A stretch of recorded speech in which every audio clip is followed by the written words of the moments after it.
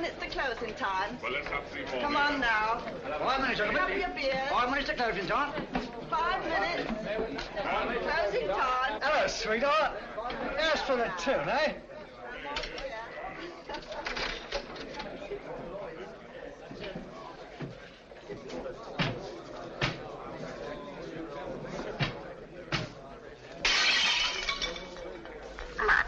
Here, you're hard luck, that's what you are.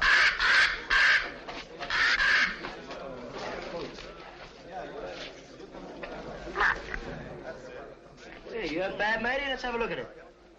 Blimey. Hey, what can I get you, lad? Mother's ruin. Make mine the same. It'll cost you 2 bob for the broken glass, matey. What's the idea anyway, letting a beast like that fly around loose in the public house? You didn't ought to let him smell the blood. He's very fond of blood, Charlie is. Comes by his taste natural, if you ask me. Nobody's asking you, miss. Oh. Where's he from? Musgrave Manor. What is this Musgrave Manor, a blinking prison? That ain't the worst it's been called. Not that I'm one to go about spreading stories. But we knows what we knows. Don't we, Charlie? Blimey. Where is this Musgrave Manor? Down the road a piece. You'll see it when you pass the old iron gates. Only don't loiter. You won't be welcome. Not by the Musgraves.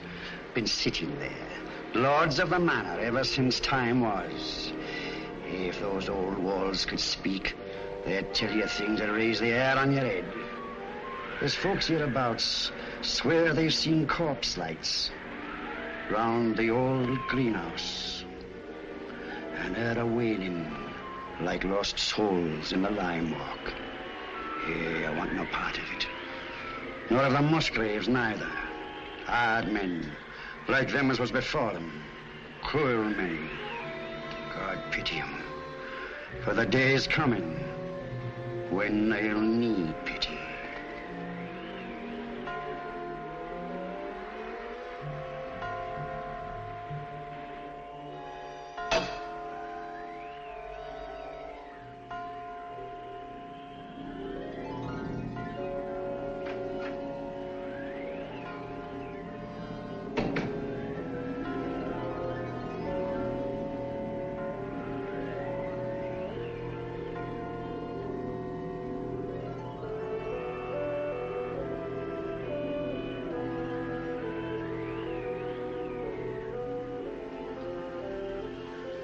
I don't think you're being quite fair, Geoffrey. I assure you I have no wish to be fair. An excellent specimen of the Copris Carolina. You are a sweet old soul, aren't you? I've no wish to be a sweet old soul. No wish to be anything but what I am. A disagreeable person who does not intend to let his sister run off with the first cocksure Yankee who makes her pulses jump. And I suppose Philip feels the same way about it. Well, Philip has no choice in the matter. As my younger brother, Philip feels precisely as I tell him to. Eavesdropping again, Brunton? Oh, no, Mr. Philip, I assure you. But I didn't wish to disturb him. What did you hear, Brunton? Your brother and Miss Sally were going at it hammer and tongs. About Captain Vickery, I mean. Really? Mr. Geoffrey and Captain Vickery had an horrible row this afternoon over Miss Sally. I thought they were coming to blows. Indeed, I did. Right. That'll do now, Brunton. If I catch you snooping again, I shall ask my brother to give you notice. Yes, sir. Thank you, sir. You're not above a bit of snooping yourself, are you, Philip? Not in the least, old boy.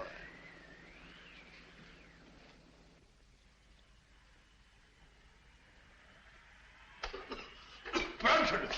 Oh, there you are. I've been ringing for you. Sorry, Dr. Watson. I was in the upper region. The library's in a filthy mess. The wind came swishing down the chimney and scattered the ashes everywhere. Very well. I'll tidy it up at once, Doctor.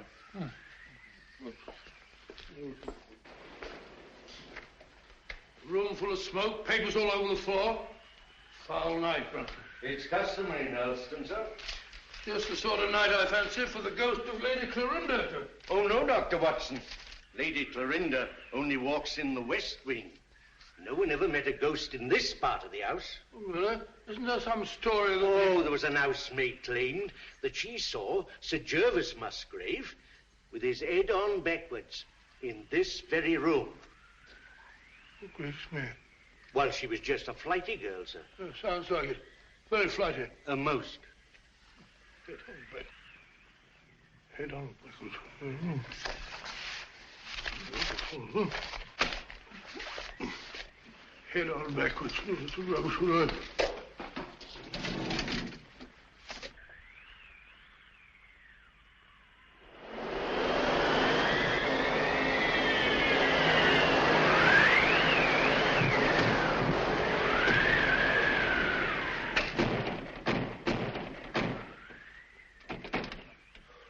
I said, Brunton, does the wind always carry on like this here? Frequently, sir. It's a great pity. It makes the gentleman restless. More than usual, I mean. Well, our patients are all tucked up for the night now, eh, Brunton? Are they? Of course, of course. Well, aren't they? Captain Vickery is in his room, sir. And it looked like Major Langford I saw going toward the pool. And I can't account for Lieutenant Clavering. Well, it's very odd. Very odd, sir. Anything else, sir? No, thank you. Oh, yes, yes. You might tell Dr. Sexton that I'd like to see him for a minute, will you? Very good, sir.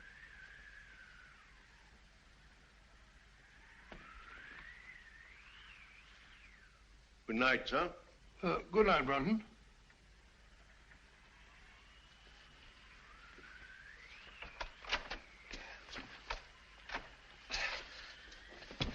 Bob! Get him up and let's get him in this chair over here. Sorry. Awfully sorry. Get my bag with you, Brunton. Yes, sir. Now, let's have a look. Yes, a near thing. Just missed the carotid artery. Looks like a knife wound. Here you are, sir. Oh, it's like a nightmare. Give me some of that cotton wool in that little bottle, please. Awful nuisance. Oh, no, fellow, we'll have you patched up in no time. You'll be as good as new. What happened? I hardly know. It was in Lime Walk just now. I was coming up from the village. I remember distinctly I was approaching the greenhouse. The wind was terrific. I had to fight my way. I hadn't the slightest warning. All I know is that he struck and I went down. He must have thought I was done for. Any idea who it was?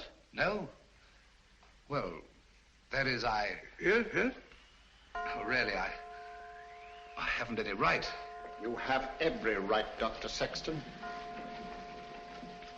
As head of this house, I shall arrange for an immediate investigation.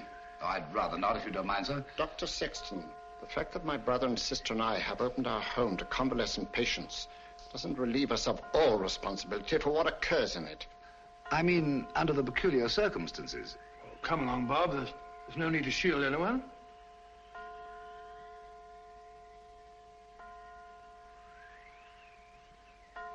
13. 13? That's curious. What's got into the old clock? Nothing at all. Oh, sir, don't you remember the last time it did that? Your father was killed the next day.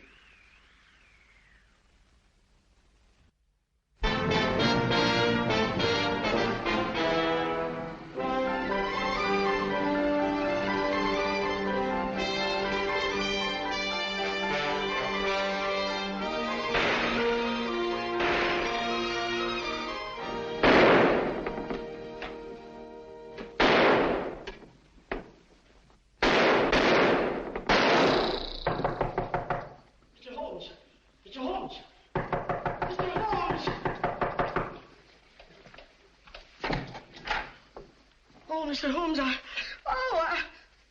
A purely scientific experiment, Mrs. Hudson. Oh, frightening the wits out of honest people. Permit me, ma'am. Oh, dear. So now it's bullet holes in me plaster. Oh, Mr. Holmes, this is the last straw. The last straw, Mrs. Hudson. The one which breaks the back of the case against Jacob Dill.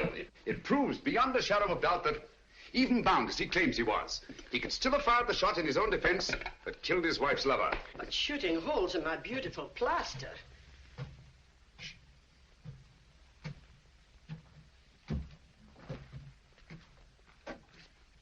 Come in, Watson. My dear fellow, I'm glad to find you in. I didn't even knock. How did you know it was me? Me is acceptable, Watson, unless, of course, you're a purist, which I doubt. And may I add that your step is like no other in London. You're just in time for breakfast. Good, I rather counted on that. Mrs. Hudson, dear, how are you? Oh, it's good to see you again, sir. I think there'll be enough there for two. Splendid. You're a sight for sore eyes, Watson. Thanks, old boy, and so are you. Sit down. Good, thank you. All right, let's have it. What brings you from Northumberland at this early hour? A bad business, Holmes. A very bad business. How do you know that I came from Northumberland? Elementary, my dear Watson. Your overnight bag carried a fresh Euston label. The only train arriving at Euston Station at this hour is the Newcastle Express from Northumberland. Ergo, Sir Knight, thou comest from Northumberland. Of course. Obvious, isn't it? Quite. Now tell me, what dark deed was done at Hurlstone Towers last night? Well, that's what I came to see about, Holmes. About 10 o'clock last night, I was sitting in the lab. How do you know that I came from Hurlstone?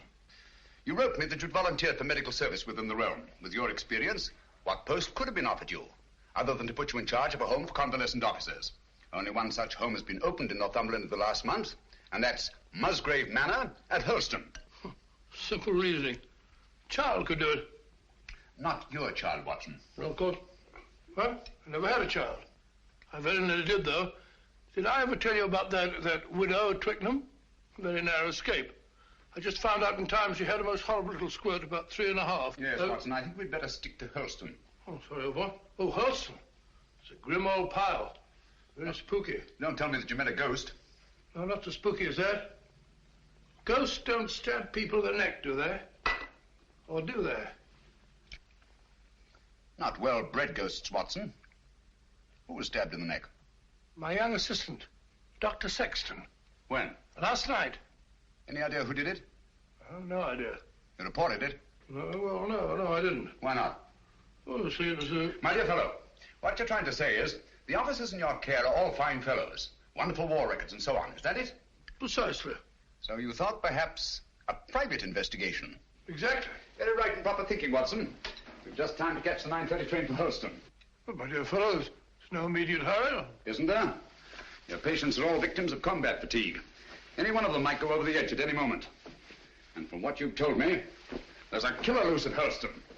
Great Scott, you may be right. Come on, Watson. We haven't a moment to lose. I only hope we shan't be too late.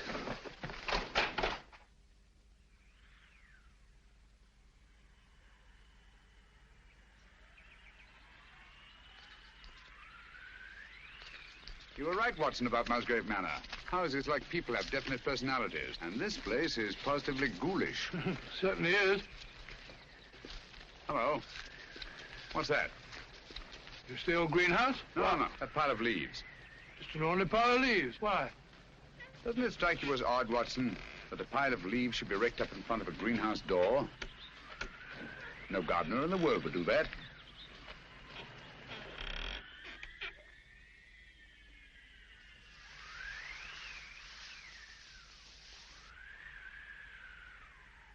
Geoffrey Musgrave.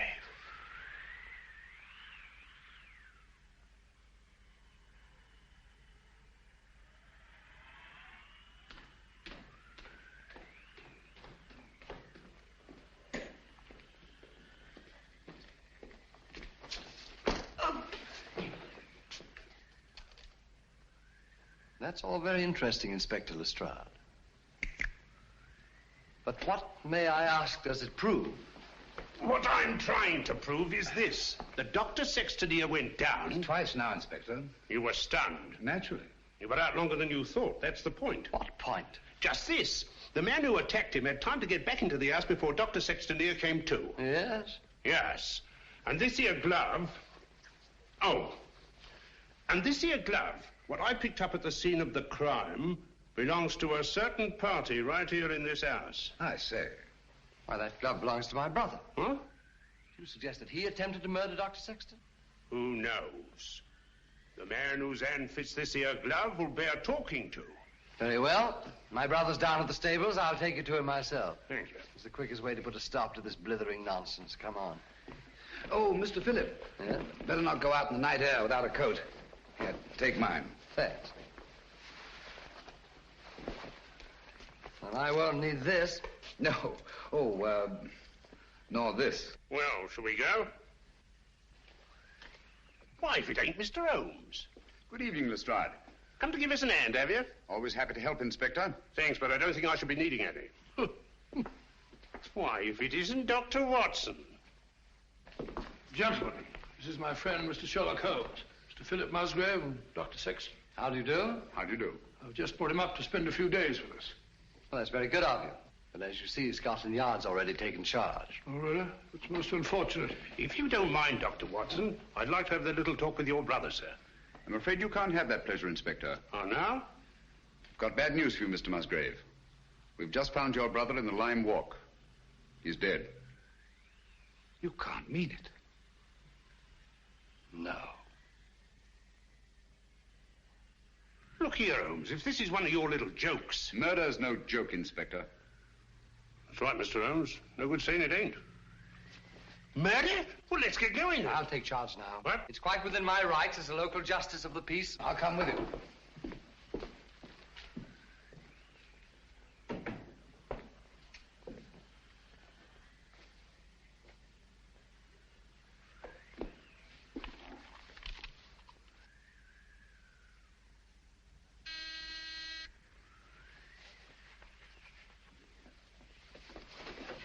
Wait a minute, you fool. Don't go barging in like that. Don't maul me. Surgical instruments. You know, Watson, the instruments that save life are hardly more pleasant to look at than those that take it. Grisly thought, Holmes. You rang, Dr. Watson? Yes, Brunton. I want you to take some men and go down to the Lime Walk. Me, sir?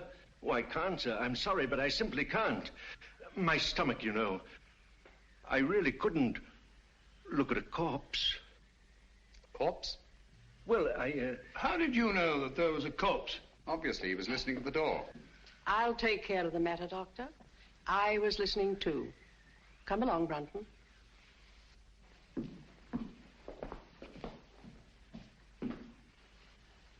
Remarkable woman.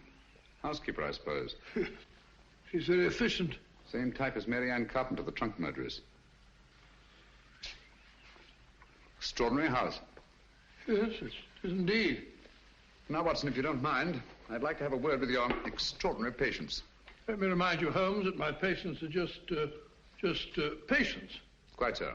All normal men, sound in mind and body, no sign of psychoneurosis. I quite understand. Then, Holmes, even normal people are sometimes a little... Precisely.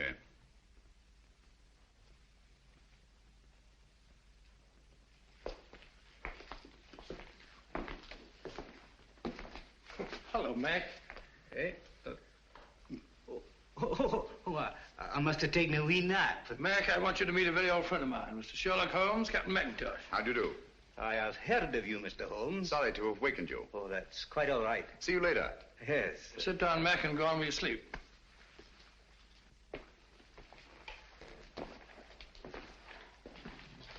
Poor chap, he lay wounded in a trench on Joshua Hill.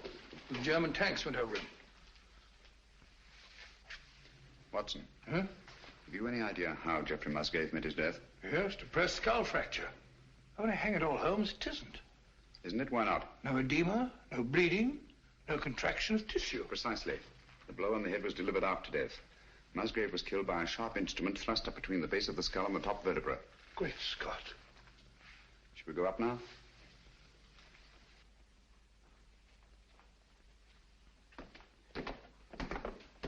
Hello, Langford. Hello there. Been away, haven't you? Haven't you? Yes, I've just been out of London. I brought my friend back. This is Mr. Sherlock Holmes, Major Langford. See you at dinner, what? What? I hope so. I hope so. I hope so. Excuse me. Excuse me. Poor chap was at Singapore. Escaped from a Japanese prison camp. Ghastly experience. He's suffering from... Escape complex, obviously. Yes, he's a very nice chap, though. The next fellow I want you to meet is young Clavering, Lieutenant, Royal Engineers. Saw a lot of men blown to bits by Nazi booby traps. He's a bit on edge. Not unnaturally.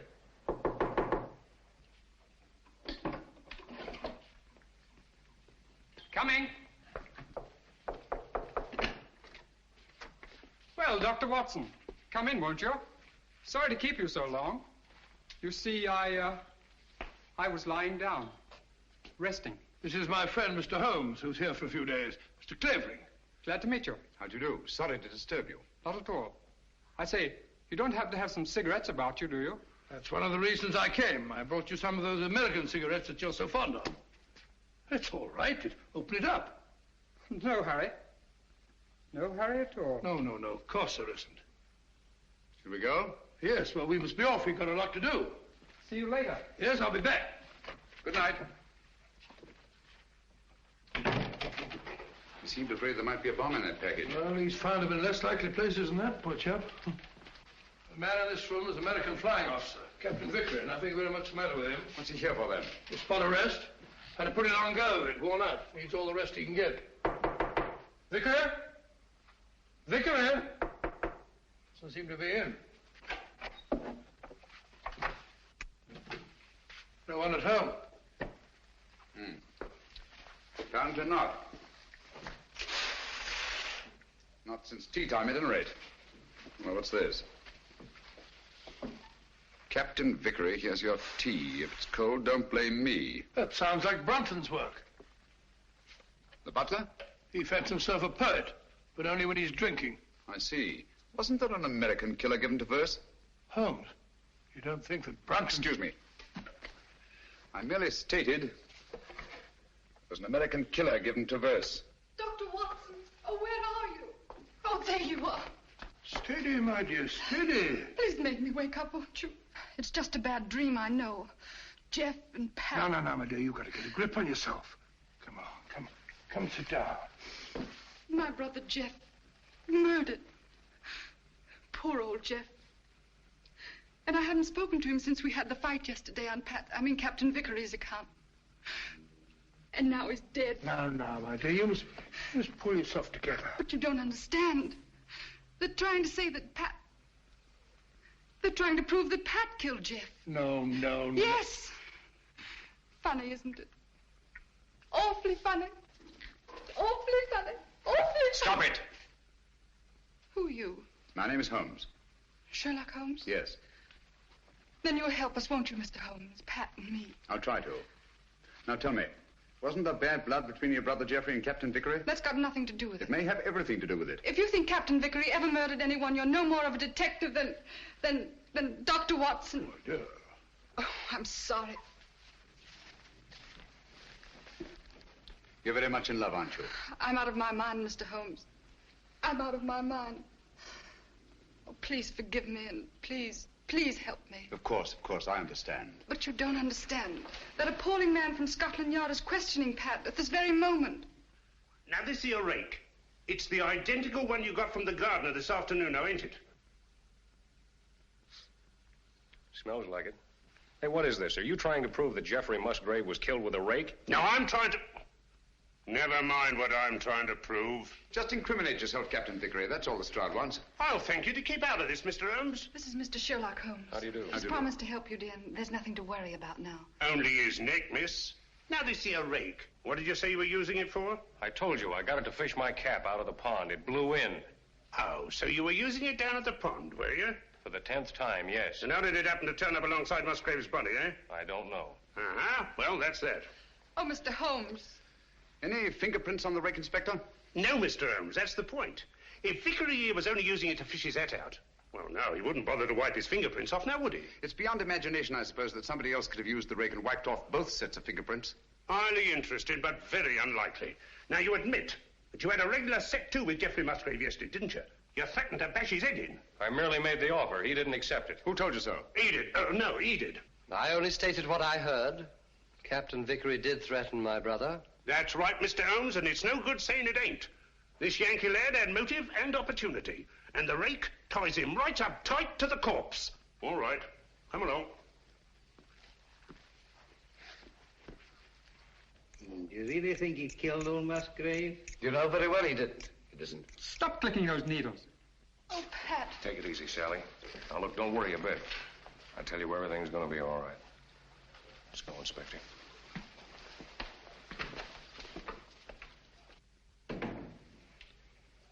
Mr. Holmes. Steady, steady. Aren't you on our side? Yes, Sally. Then why don't you do something? Because Captain Vickery will be much safer in the local police station tonight than he would be in this house.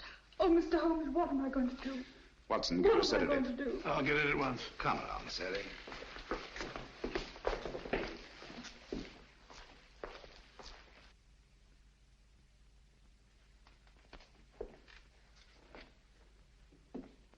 She's a bit upset, but she'll get over it. You think so? She'll have to. She's got an ordeal ahead of her. She has to go through that tiresome ritual tomorrow. Ritual? This is an old family ceremony, Mr. Holmes. Sally's next in line now that I'm head of the household. Blast this thing. This help? Oh, yes, thanks. Knitting needle, isn't it? Yes. Handy little things. This is my heir. Sally has to recite a sort of formula over Jeff's body in front of the fireplace in the library in the presence of the entire household. Well, that's better. Just what sort of formula? Oh, it's not meaningless words. Musgrave ritual, they call it. It's an old family custom. It's been handed down for generations. You remember the words? No, not at all. But you had to speak them when your brother Geoffrey took over. Yes, if that's right, I did. Let me see now. Who first shall find it were better dead. Who next shall find it perils his head. The last to find it defies dark powers. Who first shall find it were better dead. Who next shall find it perils his head. The last to find it defies dark powers and brings good fortune to Hurlstone Towers. Where was the light? On the face of the messenger. Where did he speed? To guard the Queen's page.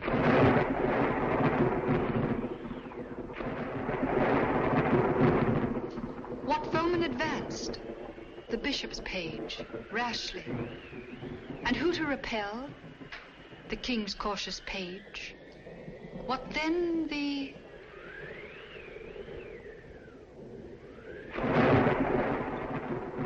disaster. Queen slaughters page. No. Sorry, Miss Sally. Page slaughters page. Thank you, Brunton.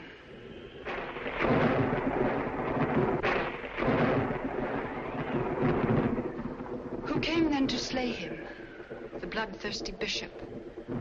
Where shall he go? Deep down below.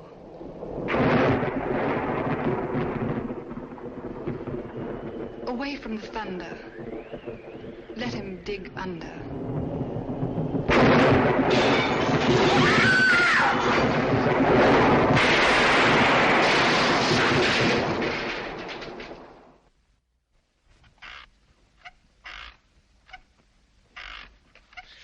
Once more into the breach, dear friends. Once more. Happy day. You drunken sot. The master's been ringing you for the past 10 minutes. Why don't you answer it? Fly away, little gremlin. You're the one who'll fly away if he ever catches you in this state. Oh, my soul, that's him. Hurry. Coming, sir. Coming. One moment, sir.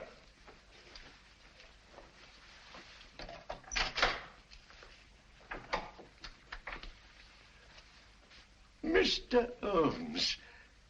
Come in, sir, come in. This is indeed an honor. I don't often have visitors. What can I do for you, sir? Might stop that squeaking to begin with. Yes, sir. Then perhaps you can tell me how you come to know the Musgrave ritual by heart. Me, sir? Yes, you. When Miss Sally forgot the lines today, you were the one who prompted her. Well, sir, I memorized it. Obviously. But why? Because it has no meaning. I love things that have no meaning. Thank you, Brunton. But supposing it did have a meaning, and suppose that meaning were tied up with the murder of Geoffrey Musgrave. Oh, what a lovely idea. If I may say so. You may, Brunton. You may also sit down. Thank you, sir.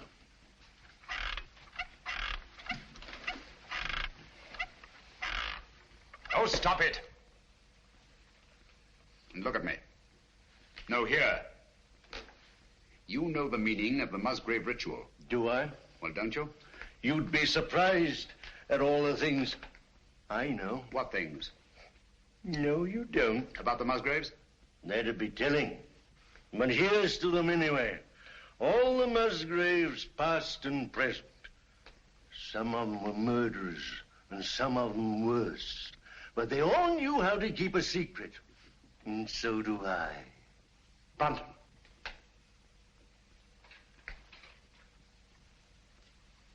I've been ringing for you for the past 10 minutes. Sorry, sir, but the buzzer doesn't buzz. That'll do, Brunton. You have your notice. Do you understand? Yes, sir. Is that advisable, Mr. Musgrave? Let me be the judge of that. He leaves Helston in the morning. The morning's a long way off. Farewell, a long farewell to all my greatness. You've done it now, Alf Brunton. After all we've been through. How am I managed to do it all alone? What are you going to do? What am I going to do?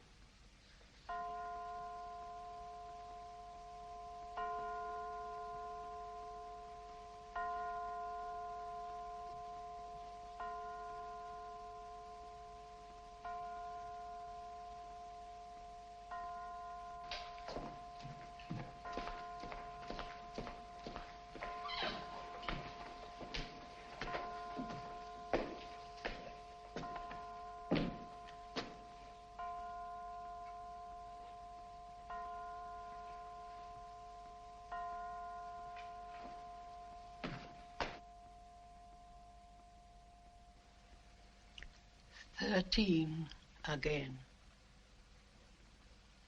Yes.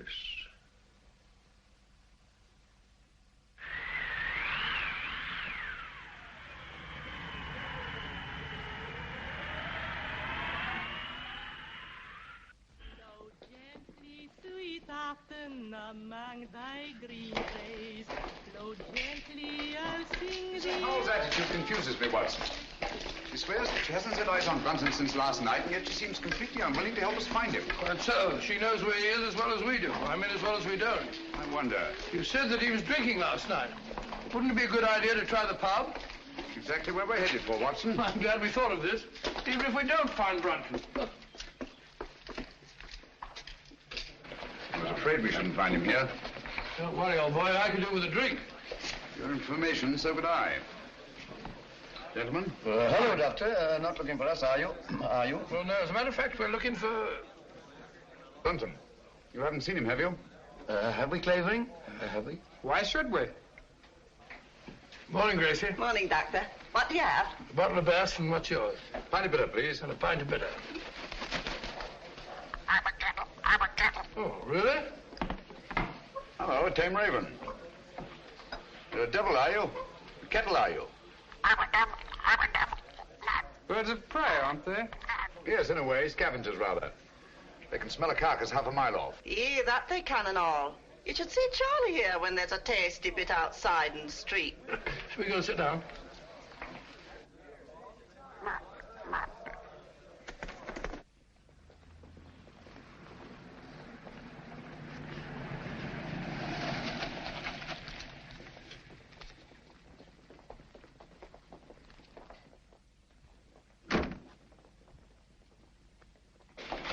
Gracie, have you seen Dr. Watson? He's over there, lass. Thank you. May I speak to you a moment, Mr. Holmes? What's wrong, Sally? We can't find my brother Philip. Did you look at his room? That's the trouble. We had to force the door. It was locked on the inside. Really? Yes. Oh, you must come, Mr. Holmes. Certainly, Sally, at once.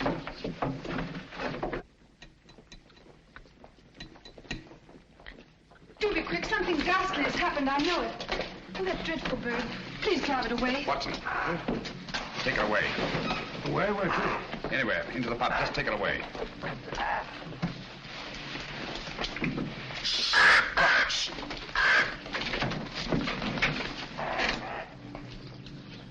Philip Musgrave.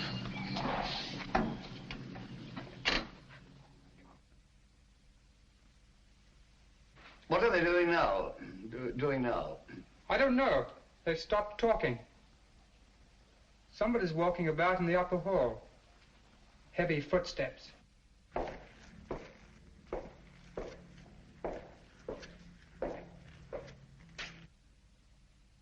There's no doubt about it, Watson. Philip Musgrave had a visitor here last night. These footprints were made either by a very heavy man or a man carrying a very heavy burden. That's right, Mr. Holmes. It's no good saying it ain't.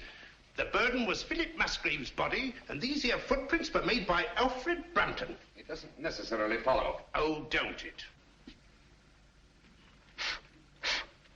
Here. Try that on your footprint. And that's Alfred Brunton's shoe. It's perfectly, Inspector. Uh-huh. But the fact that these prints were made by Brunton's shoes doesn't prove that Brunton's feet were in them. Why not? Where should Brunton's feet be if not in his own shoe? Well, they're not in them now, are they? Look here, Holmes. Let's use our intellect. You what? What's wrong with that? Let's stick to motive. That's my strong point. Now, this here Brunton had motive. Philip Musgrave gave him the sack, didn't he? Did Geoffrey Musgrave also give him the sack? What's that got to do with it? Everything. The similarity of method in both murders shows they were the work of one man. Well, that's Vickery out. He was in jail at the time of this All right, murder. Watson, all right. Then Alfred Brunton's our man, just what I said. What possible motive could Brunton have had for the murder of Geoffrey Musgrave? Motive? Oh, bother motive. Who cares about motive? This case is as simple as ABC. Is it? Then perhaps you could explain to us why these footprints lead up to a blank wall and never return. What? You didn't think of that, did you, Inspector? There's just one possible explanation. I've got it. Brunton murdered Musgrave right up against the wall. He hoisted the body over his shoulder, like this, you see, walks backwards, clean out of the room. That's a very undignified position, Lestrade. Up-to-date. In a house as old as this, it's not unusual to find secret passageways that lead down through the walls. Hello, here we are. No, you don't. Come out of there.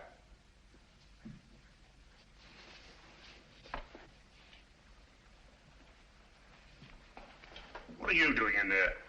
None of your business. Answer me. Obviously, she was looking for Brunton. That's right. He hasn't left Musgrave Manor, I'm certain of that, sir. His clothes are still hanging in the wardrobe. Don't you lie to me, woman. You've got him in there somewhere. Don't go in there. Why not? You'll get lost. Me lost? Oh, I like that. He will get lost, sir. Let him. Now listen to me. Where did you enter that passageway? Through the old greenhouse in Limewalk, sir. Did Brunton know that? No, he didn't. Mrs. Brunton, then why were you looking for him in there? Yes, we've known all along that you were married to Brunton. You know Philip Musgrave was murdered, don't you? No. Yes, you do, and you think Brunton did it? No. You think he carried him down through the greenhouse? No. Over to the garage? No, he never. And crammed his body in the rumble seat of that roadster? Don't you try and put the blame on Alf. I'll put the blame on both of you. You're in this together. You were in his room last night. I saw you there. Only to talk about the ritual, sir. He thought that he got it all worked out. Did he leave any notes, any record? No. That is... Oh, come on, out with it. Only this, sir. I found it this morning under the soap dish on his washstand. Hastily written. Another jingle? Yes. Obviously in some agitation. If any harm should come to me, fleshly or spiritual, seek and you will find the key in the Musgrave ritual. Your ritual, there it is again. Watson, we've got to find that ritual. It's the key to the whole business. Just a minute. You can't talk to Sally. Why not? She was in such a state I had to give her a hypo. All right, come on.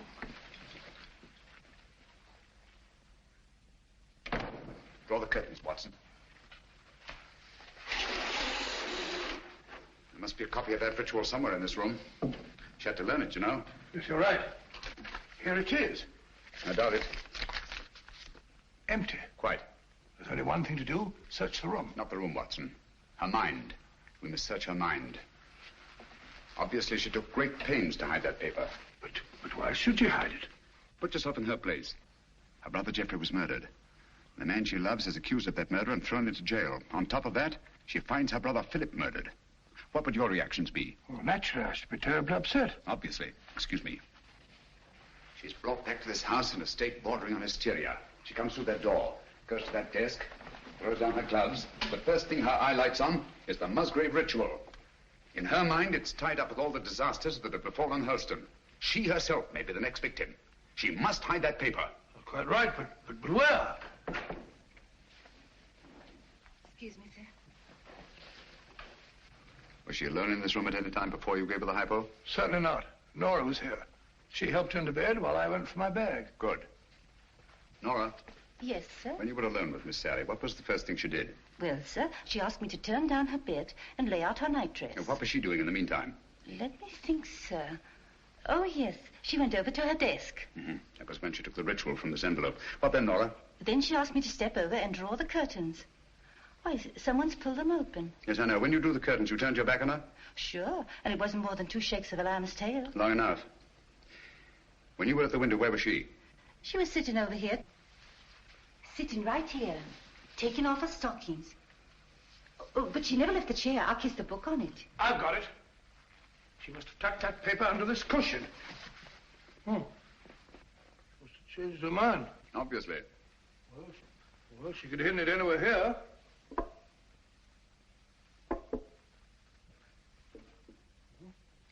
What time is it when you brought her in here, Watson? I'm afraid so, dear. The clock was striking the 1/4 hour when I came in, sir. I definitely heard it. This clock? The same, sir. Thank you, Nora. You may go.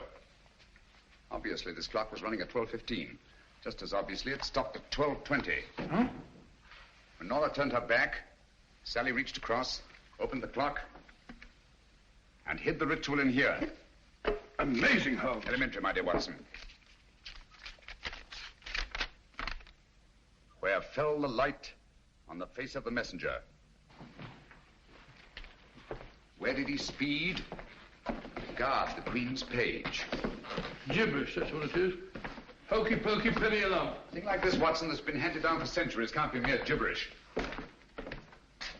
Who had entered the lists? The King's Pale Knight. Pale poppycock. I say, Watson. King, Queen, Knight, Bishop. Sounds like a game of chess to me. Precisely. Where fell the light? The light, Watson. Follow the light. On the face of the messenger. Look at it, Watson. Look at it. Like a giant chessboard. This is no gibberish.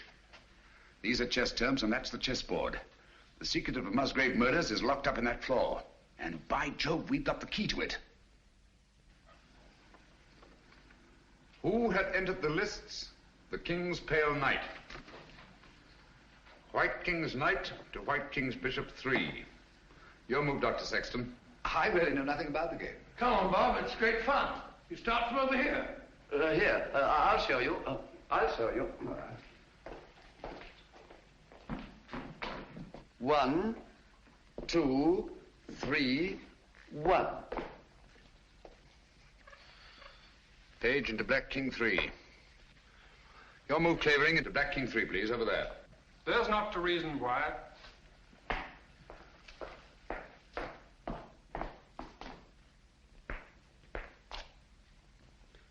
Page slaughters Page.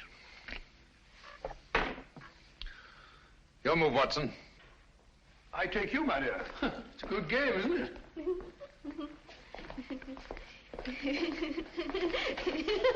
Stop it, stop it. You mustn't giggle. Must be serious.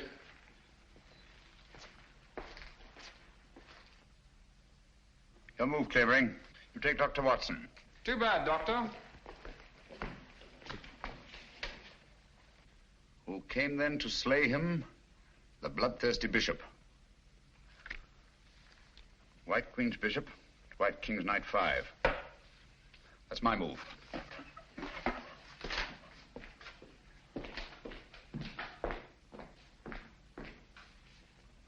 One, two. I say, Doctor, you moved, didn't you? Did I? I don't think so. Yes, I'm afraid you did. Well, where was I? King Bishop 3? That's right. Oh, yes, of course. So sorry. 3, 4, 5. Captain, it looks bad for you. Aye, but where shall I go? Where shall he go? Deep down below. Mrs. Howells, what's underneath this floor? It's only an old cellar, sir. The entrance goes down behind that stair, but it's been locked up for centuries. One of the old Musgraves murdered his own brother down there. Shh, listen. Hello, what's that? It's Brunton. Alf! He's in that passageway over the fireplace. Are you there, Brunton? Get me out! It's me, Lestrade. I'm lost. I'm all turned around. You have been for years. Get him out of there, will you, Mrs. Howells, and give him a saucer of milk. Come here, Jenny. Stand on the square for me. Stamp on it. Keep stamping. Clavering, get your sound detector. Gentlemen, deep down below.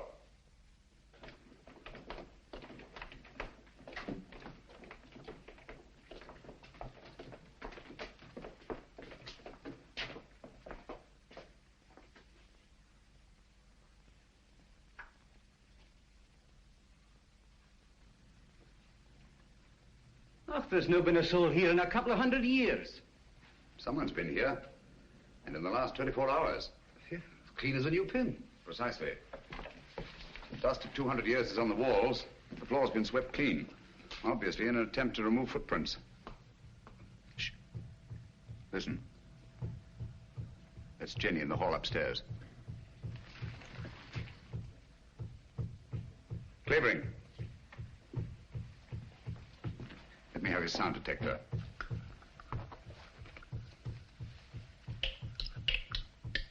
So sorry.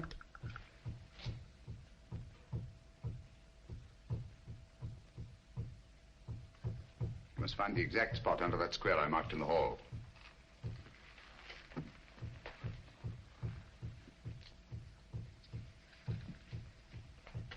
Don't move, anyone.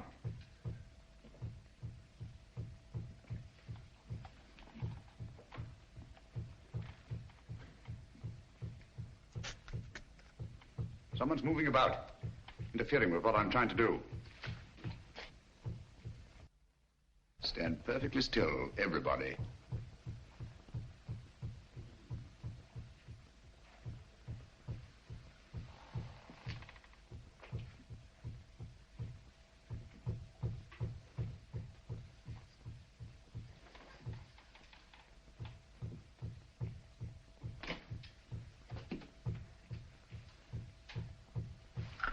This is the spot. Lend me a hand. Of course. Here, I'll take that. Oh, thank you. It's all right. We've got all of it. Yeah, all right. Hello. Gracious me. Here lies the body of Ralph Musgrave, knight, lord of the manors of Holston. This place used to be known as Holston Towers. Netherfield and King's Hargrave, Anno Domini 1539. What we're looking for is underneath here. That's what the ritual meant by deep down below. It's a burial crypt. Up with it.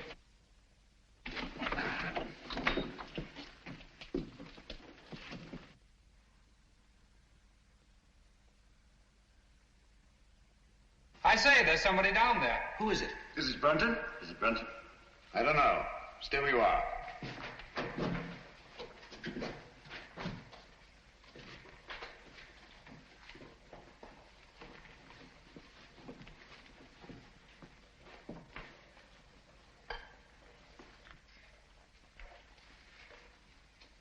Who is it, Holmes?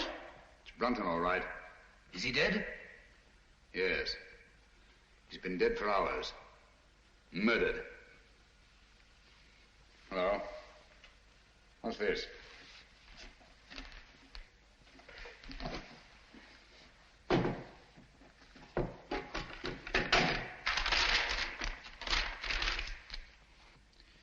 Henry, by the grace of God, King of Great Britain, France and Ireland, defender of the faith. What have you found? Any clue? Any clue? No. Just an old document. Hello. What's this? Looks like some sort of writing. Watson! Coming. Hold this for me, will you? Steady. There, on the floor by his right hand. See those marks in the dust? Like pin scratches made with his fingernail. Yes. Yes. See that stuff under his nail? He's trying to write something. By Jove! He did write something. What is it? Aye, tell us, man. What did he write? I can't make it out. It's too faint. Here, I've got good eyes. Let me. Stay where you are, all of you.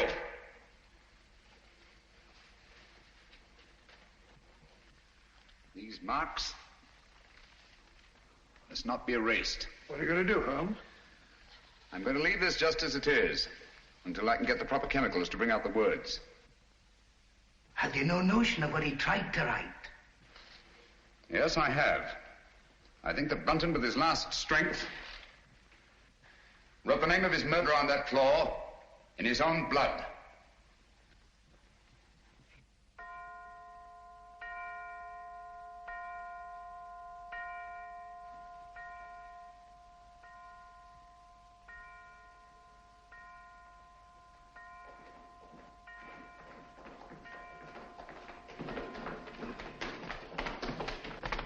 Now, there you are, Lestrade. 12 o'clock. I was just saying, Lestrade, that I should get into Newcastle, pick up my chemicals, and be back here not later than noon tomorrow.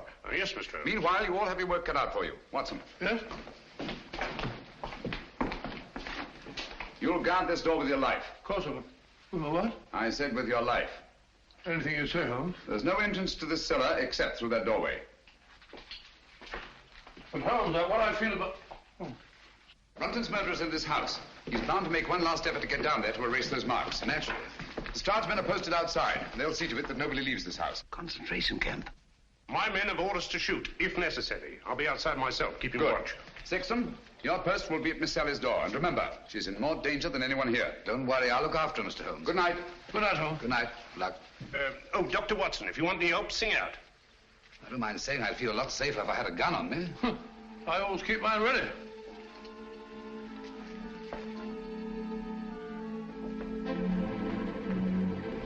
Oh, good night, Bob. Keep awake, old man. I will.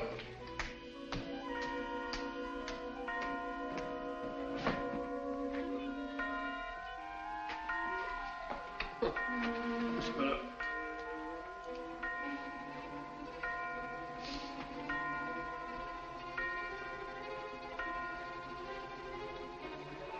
That's funny. Striking 12 again.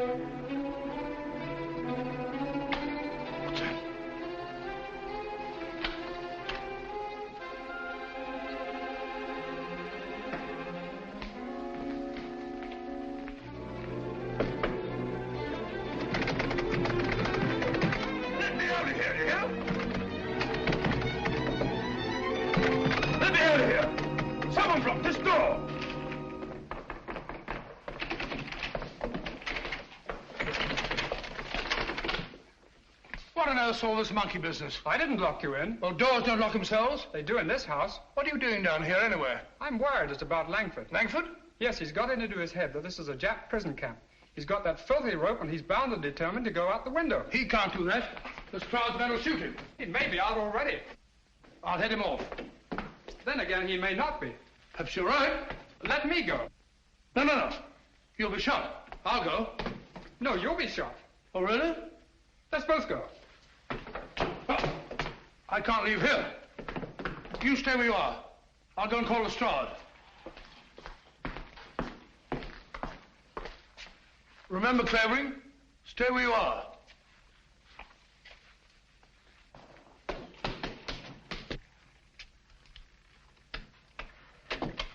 Here! Look here, Constable. I'm Dr. Watson. Are you now? Well, I'm Mrs. Miniver. Come along to the inspector. Gross impertinence.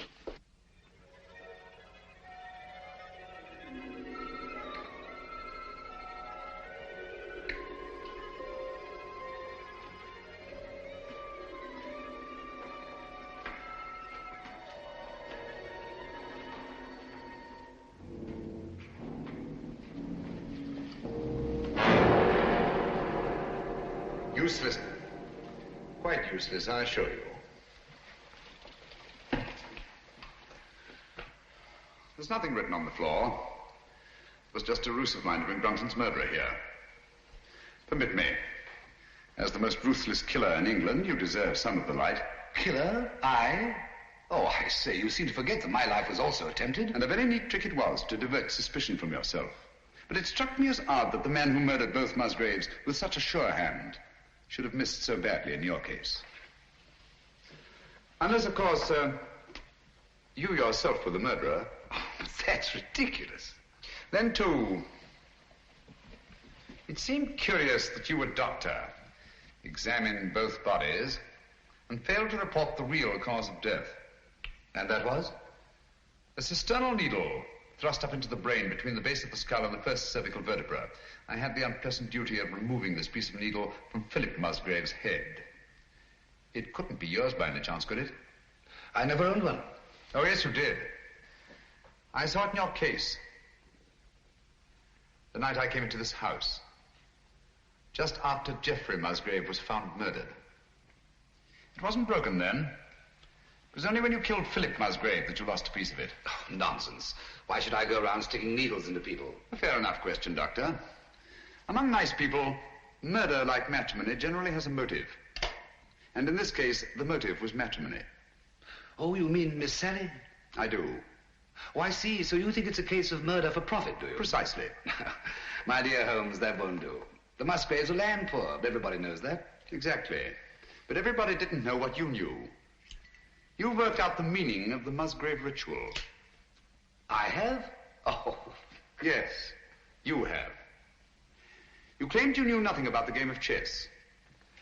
When I suggested you'd moved off your proper square, you promptly named King's Bishop 3, and what's more, moved back onto it. Oh, nonsense. Why should I have stepped out of my square in the first place? Break up my move, spoil my game, and prevent me from finding what you had already found. And that was? The old land grant I took from this box, which would have made Sally Musgrave, upon the death of her brothers, the richest woman in England. Well, what's that? Don't tell me you found another needle.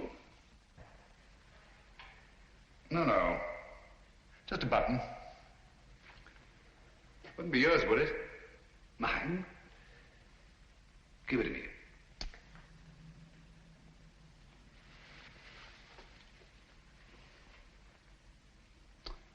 Thank you. Would you mind telling me why you think I was down here with Brunton? No, not at all. As I see it, you killed Philip Musgrave in his own room, carried his body down through the secret passageway, out through the greenhouse, into the garage, where you crammed it into the rumble seat of that roadster. But unfortunately for you, you had a witness. Brunton was there, sleeping off his drunk, nursing a grudge against Philip Musgrave. Brunton became your accessory. But you didn't want an accessory, so you lured him down here with a promise to share the Musgrave treasure with him and exit Brunton. Very ingenious, Mr. Holmes. You seem to have everything, except perhaps the negligible item of proof. Suppose we leave that to the jury. Suppose we do. Shall we go? After you. Oh, by the way, don't forget your torch. Oh, thanks. I don't suppose it occurred to you that you were taking a bit of a chance coming down here all alone with a suspected murderer. One has to take chances in my profession, Doctor. You see, I couldn't possibly risk sharing my little plot with anybody. Not even with Dr. Watson? No, particularly not with Dr. Watson. If he'd known what was up tonight, he'd have been so elaborately mysterious, he'd have given the whole show away. As a matter of fact, I had the devil's own time luring him away from that door upstairs so that we could be alone. That's all I wanted to know.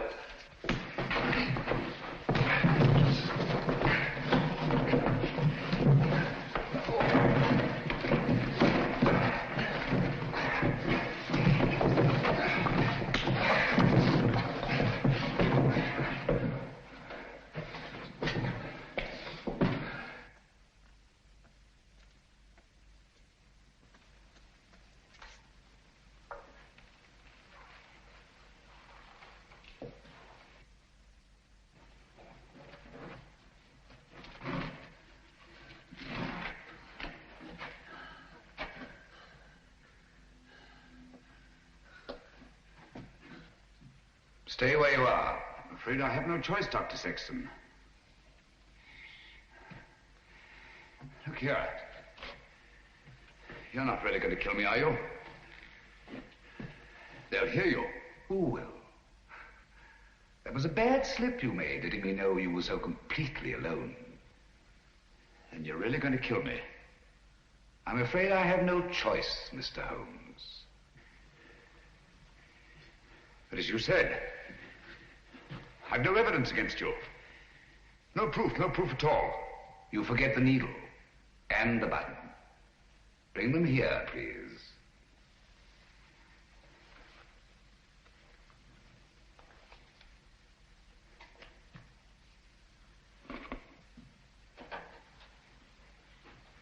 Not too close. Now put them in my pocket. Thank you. Curious about that button. It is off my coat, of course. Can't think how I never missed it. Poor old Brunton. He didn't struggle much. Now, Phil Musgrave was different. The needle broke off and I didn't have time to probe for it. But you've got both of them now. The button and the needle. Why kill me? Now, step back. Just a bit. Against the wall. Now, if you stand perfectly still, I think I can manage this with one shot.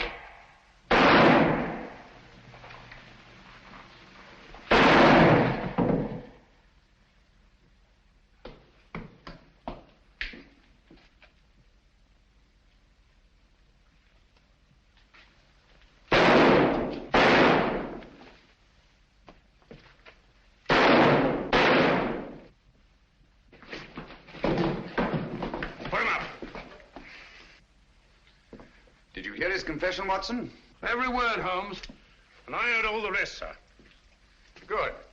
Let me congratulate you on an extraordinary catch. That's right, Mr. Holmes. It's no good saying it ain't. I'm afraid I underestimated you, Holmes. Pity. Yes. Those blank cartridges were a cheap sort of trick, I grant you. But it wasn't easy to let you take my gun away from me without seeming to hand it to you. That's why I let you take the torch first. I knew you'd snap it off. Yes, we told you we're taking an awful risk. Well, we had to have a confession. And these egomaniacs are always so much more chatty when they feel they have the upper hand. Shall we go? I can't make head nor tail of it. Can you, Pat? Well, it looks like an old land grant. It's really a crown grant. What I don't understand is why the Musgraves didn't claim the land ages ago. Obviously, Watson, one of them died before passing on the meaning of the ritual to his heir. The words remained, but the sense was lost. I wonder why he left the grant down there where he found it. What good would it have done him? So long as your brothers lived. Once they were out of the way and you came into the property, he expected to marry you. I like that. Whatever made him think... He thought himself irresistible. Precisely. It's not unheard of in cases of egomania. I suppose then he meant to rediscover the crown grant. At the proper time, yes. And then enjoy his wife's millions. Did you say millions? I did. Look here.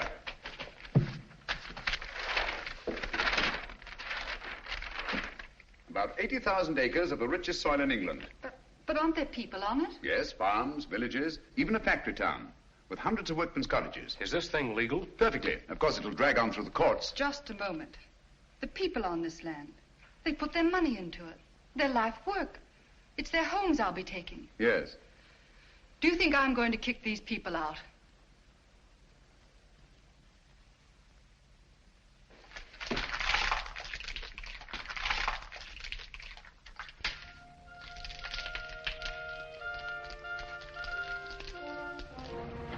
Just the same, Holmes, you let poor little Sally throw away a fortune. My dear fellow, I had nothing to do with it.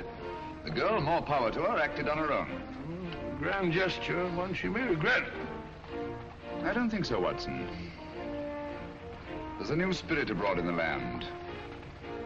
The old days of grab and greed are on their way out. We're beginning to think of what we owe the other fellow, not just what we're compelled to give him. The time's coming, Watson, when we shan't be able to fill our bellies in comfort while other folk go hungry, or sleep in warm beds, while others shiver in the cold. When we shan't be able to kneel and thank God for blessings before our shining altars, while men anywhere are kneeling in either physical or spiritual subjection. You may be right, Holmes. I hope you are. And God willing, we'll live to see that day, Watson.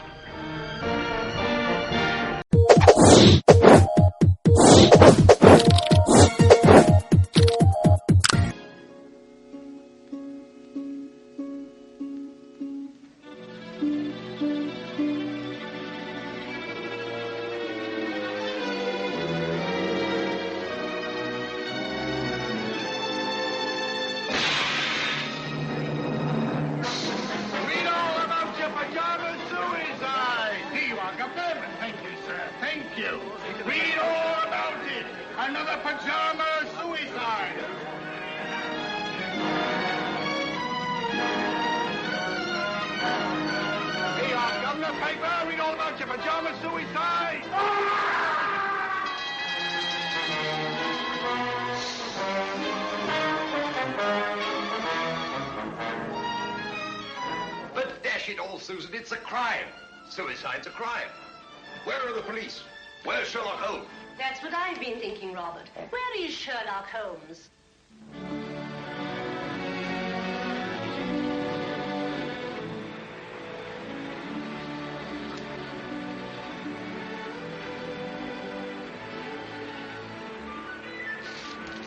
I've got one, Watson. Play him, Holmes. Play him. It's a beauty. Don't let him get away. Blast! I've lost him.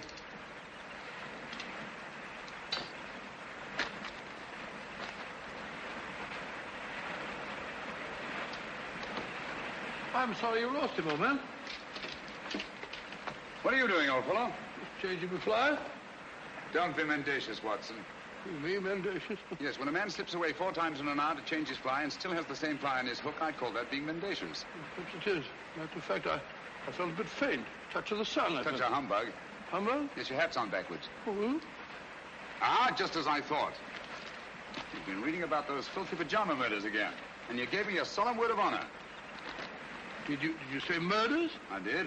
Paper says suicide. Nonsense, Watson.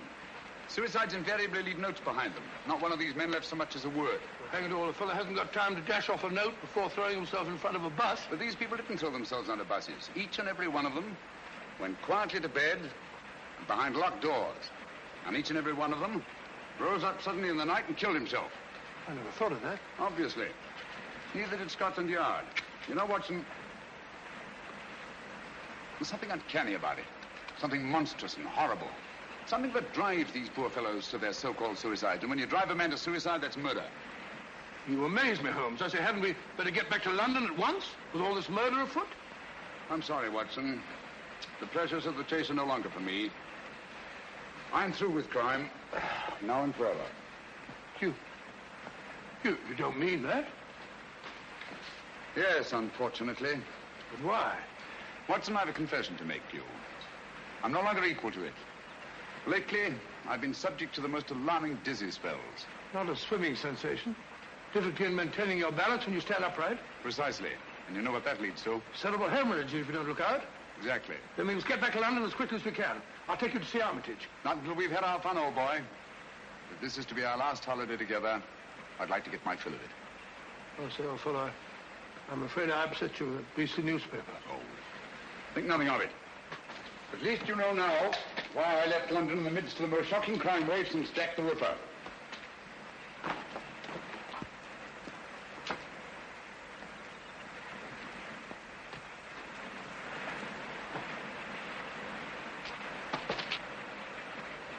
Watson!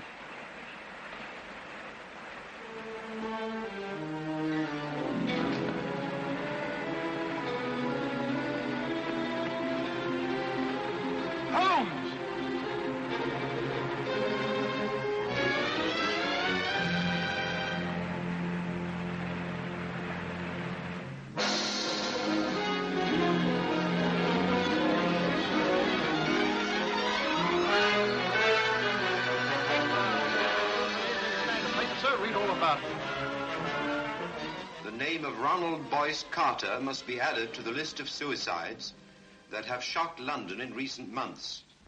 It is indeed regrettable that Mr. Sherlock Holmes... Ah! You know, Susan, that fellow Holmes had no business dying just now. It's an outrage. A dashed outrage. Poor man. I hear they're going to send all his things to the British Museum. Things? What do you mean things? You mean his old boots and discarded waistcoats? No, Robert, what would the British Museum do with his waistcoats? It's his scrapbooks they're going to exhibit, and all his records. The strange death of ex-President Murillo. The giant rat of Sumatra. A ghastly affair. You know, in some ways, Mrs. Hudson, this is the happiest day of my life. No, Dr. Watson. Don't get down in the dumps. What can't be cured must be endured, you know. You're right, my dear, you're right. Sentiment, pure sentiment. Sit down there now. Oh, dear. That must be the van from the museum. And his things aren't even half packed. You go down, my dear, and hold them off for 15 minutes. Then they can come up and take it all away. But I don't want them to take it all away. It's like tearing a piece out of my heart. Oh, there, my dear. I know.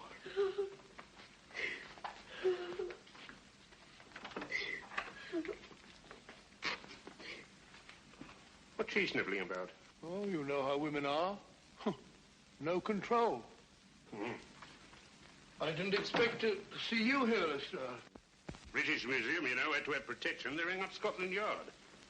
I just happened to be there. All right, well, I didn't want every Tom, Dick, and Harry handling these things. No, of course not. Of course not.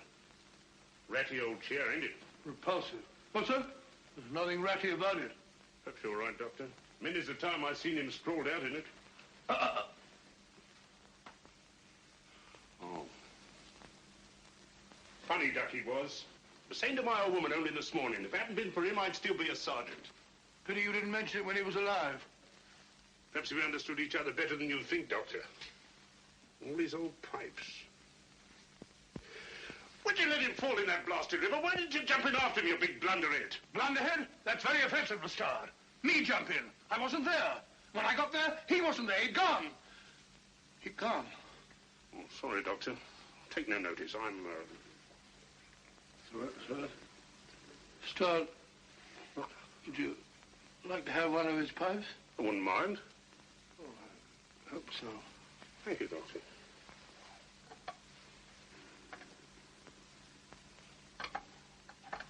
You've picked a very old one. It's the one I want. It's the one I remember best. I'll be stepping downstairs to the vans for a bit, Doctor. Take your time with the packing, Doctor. There's no hurry, you know. British Museum will still be there. What's the row about? A registered package for Mr. Sherlock Holmes. Oh, Neil signed for it. Thank you, sir. Yeah, I'll bring it here. Mind signing here, sir?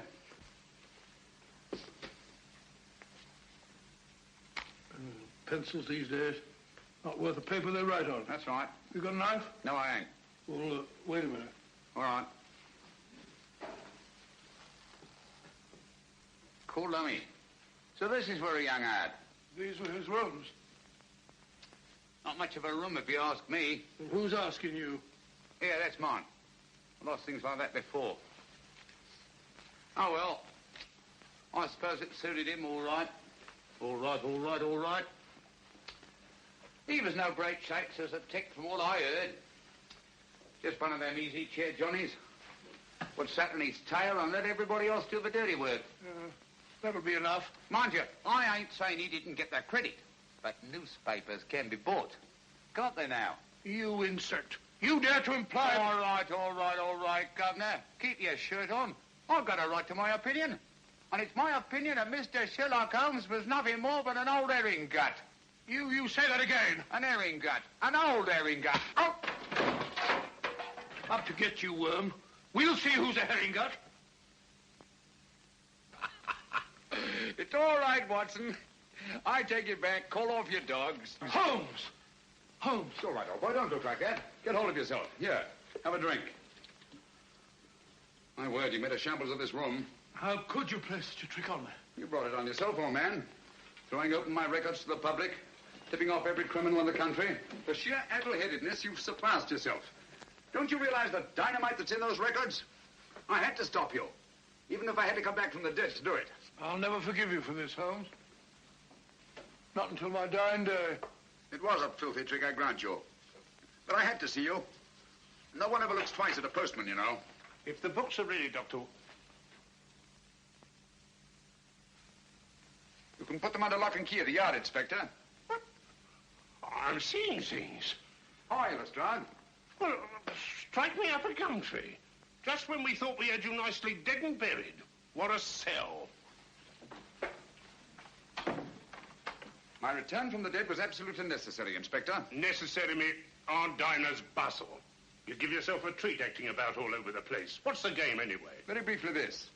It's obvious that these so-called pajama suicides are really murders. Brilliantly conceived and executed, they're very near to being perfect crimes. Where's my calabash? Oh, well, never mind. Indubitably, these murders are the work of a well-organized gang. And directing them is one of the most fiendishly clever minds in all Europe today. Any notion who? I suspect a woman. Any tobacco around this place, Watson? Yes, I packed it. A woman? You amaze me, Holmes. Why a woman? Because the method, whatever it is peculiarly subtle and cruel. Feline, not canine. Poppycock. Canine, feline, quinine. When a bloke does himself in, that's suicide. Unless the bloke is driven to suicide, and in that case, it's murder. Driven? That sounds like a woman, doesn't it? Definitely. A female Moriarty. Clever, ruthless, and above all, cautious. Therefore, my first step was to give her enough rope by passing out of the picture. I see. When the cat's away, the mice begin to play, eh? Precisely. Bosh, you and your theories. Oh, theories. Anyone would think you had eyes in the back of your head. You can keep the pipe, Lestrade. Sorry, old man. I'll give it to you. Very right and proper, Watson. Thank you, Mr. Holmes. Now, what features have these pajama suicides in common? Poor fellows just die in the middle of the night. Nobody near them. Behind locked doors. And they're all well-to-do, more or less. Right. And each and every one of them, it seems, was fond of the pleasures of the gaming table. Keep that in mind. It's highly significant. It gives us our one and only lead. Lead to what? My dear Lestrade, if we're to set a trap for this femme fatale, well? I see no reason why we shouldn't bait it with the kind of food she likes. Got a pencil, Watson? No, I'll give it back to the postman. Yeah, take this one. Don't break the point this time. Now, write what I dictate. And you, Lestrade, I trust you to see that it gets into the newspapers. Murders. Ready, Watson? Go ahead. The distinguished native officer, Rajni Singh, colonel of the Maharaja of Umpor's own Lancers, has just arrived in London. Rajni Singh? I never heard of the gent. He was just born, Watson. Oh, I see. Huh? Carry on, old boy. In spite of his well-known devotion to the goddess of chance... In spite of his well-known devotion to the goddess of chance, Rajni Singh insists that his visit to our shores is solely in the hope that British surgeons may restore his left arm, paralyzed in the service of the Empire. Sounds rather a nice person to know, doesn't he? Exciting. I'll have to get a new line of small talk. What do they do in India, Norman? Oh, ride elephants. Oh, how cumbersome. You must see that he gets a card to the urban casino.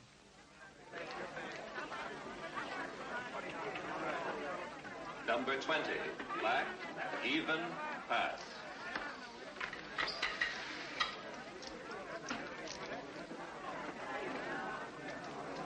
Make your bets, ladies and gentlemen, make your bets.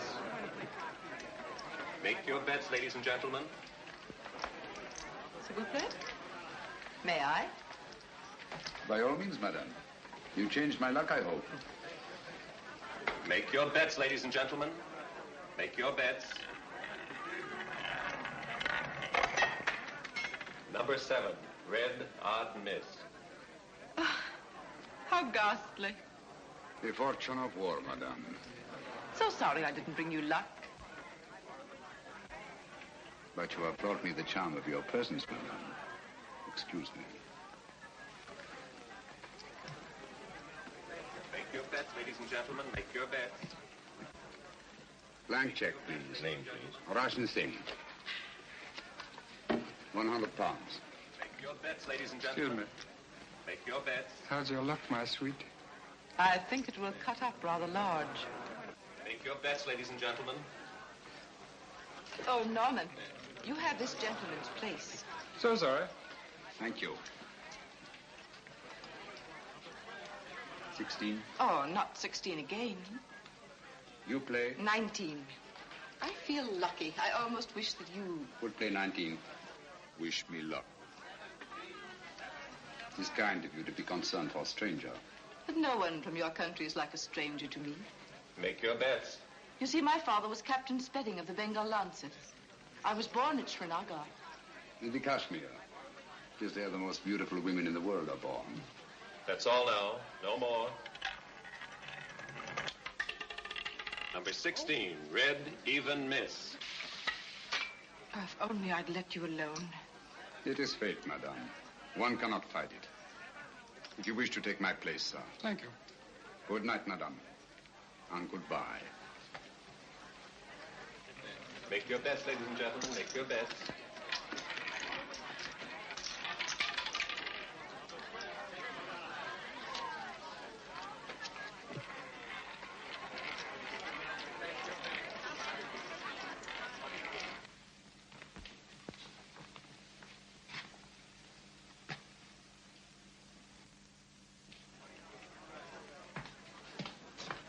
Don't.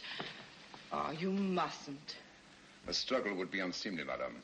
Another time, if you'll excuse me. No, please. Things will look very different in the morning, I assure you. That is easy to say. Oh, but I know. I've been in the same situation myself. You? Some time ago, I lost all my money. Nasty jolt, isn't it? The money, madame, it is nothing. But honor, that is everything. Honor? It is not easy to confess. I am, as you may not know, a soldier of some distinction. Could you believe that just now I drew a check? It is worthless. Oh, I'm so sorry. Haven't you any funds at all? Nothing. Not even enough to pay my bill at the hotel. No friends? Not here in London. Well, haven't you anything you can raise money on? Jewels or... You think of native princes, madame. Such is not my good fortune. Perhaps an insurance policy. No, nothing. Only a little 5,000 pounds. I cannot borrow on it. It has not been long enough in force. Nonsense. It's perfectly simple if you know the right people. I can send you to someone if you wish. Is it possible? Of course, you have to pay interest. A mere 5%. All you do is make your policy over to the man who accommodates you. Make him your beneficiary. In the event of my death? Yes. But you're not going to die, are you? It would be an impertinence, madame, to take my life out of your hands. How strange that a man's life should lie in such a little hand. So soft. I may come tomorrow and see you to thank you, madame. Please.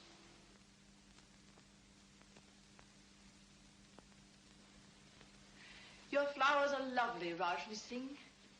So fragrant. It is your room that is fragrant, madame. With memories of my native land.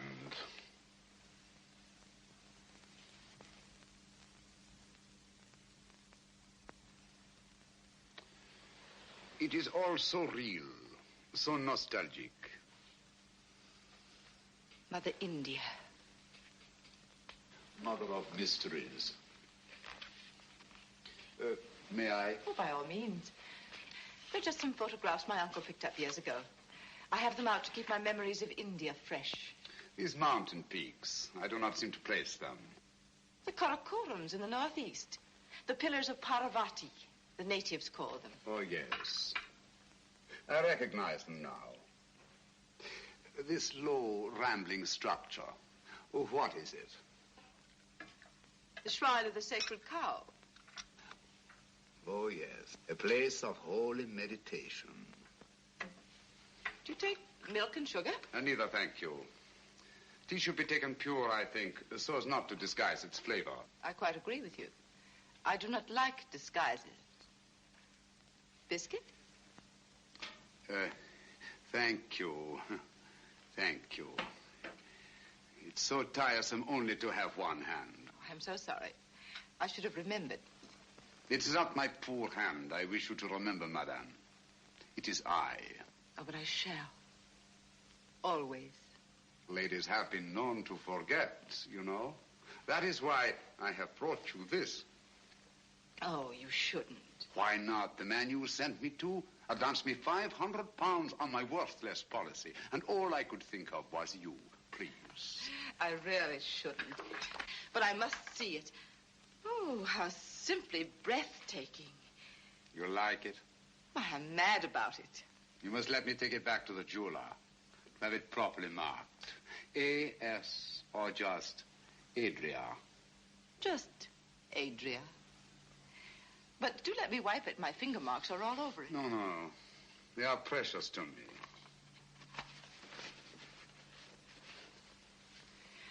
Your tea must be cold. Do let me... Thank you. Oh. How horrible of me. It is nothing, I assure you, madame. But your poor hand.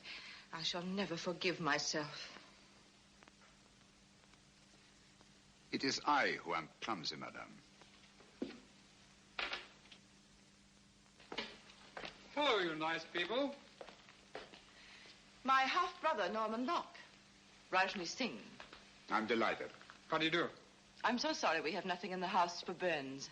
I so seldom get burned. Please, I shall go to the chemist. Au revoir, madame. Till we meet again. Soon, I hope. Don't bother to see me out. Thank you.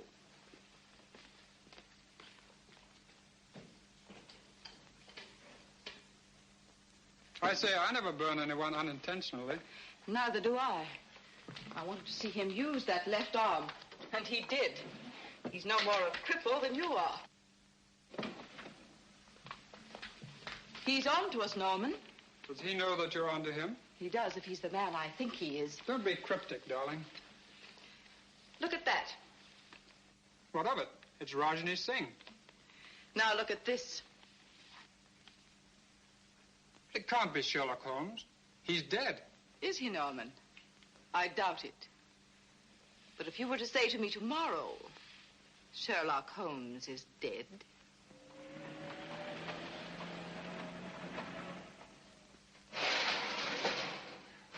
There we are. All right and tight. Nothing can get through that.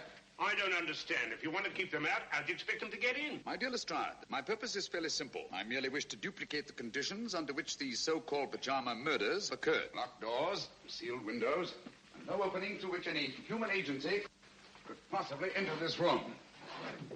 I don't hold with that. Where there's a murder, there's got to be a murderer. That's the way I look at it. Precisely, but it's not the murder I'm after. It's the means of murder. The secret and terrible machinery of these crimes. Now, you don't expect anyone to pop out of that. I expect nothing and everything. Keep your eye on that alley. I may be coming down sudden-like, see? Right.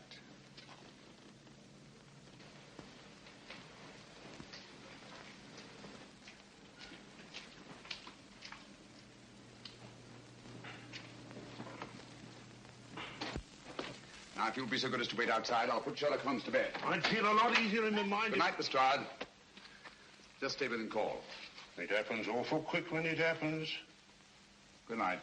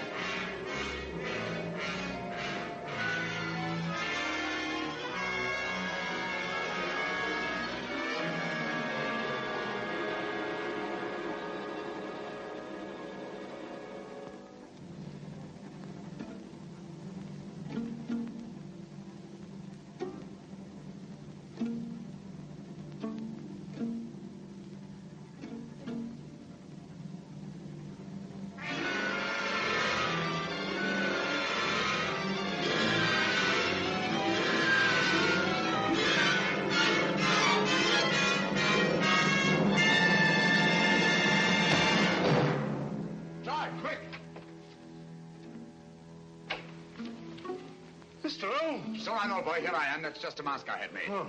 There's your killer. Quick, down the back stairs to the alleyway.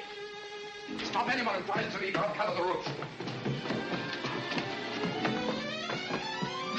Send me around!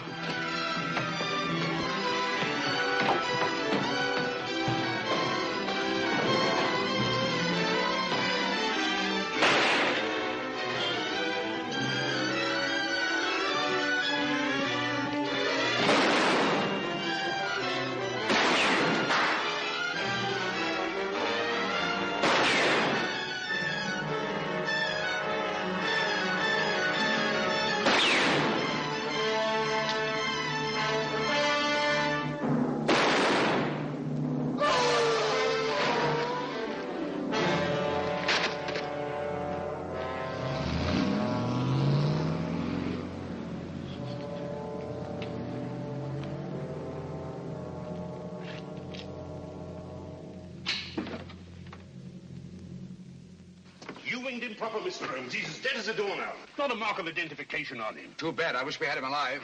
What do you make of these? Air holes, eh? Looks like he must have carried. Something, but what? The instrument of death was a spider. There's no doubt about it, Lestrade. And the bite of the creature drove these pajama suicides to kill themselves. How did he get into your room? Through this ventilator. Now, don't tell me that there spider had your name and address in his pocket. Hardly. This screen was removed from the mouth of the ventilator, obviously to admit something much larger than a spider. We know only half of the machinery of these crimes. Out of the light. Great Scott. Little one, ain't it? The footprint of a child. It's a good job. I had me mother with me. Oh, paper say yes. Read all about it. Sherlock Holmes, he ain't dead now, not at all. Dr. Watson would neither confirm nor deny the report that he had seen his friend since his startling disappearance. The good doctor maintains a profound silence.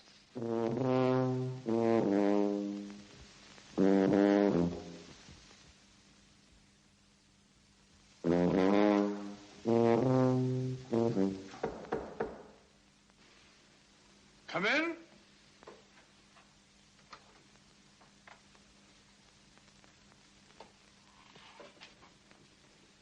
Good morning. Good morning, sir.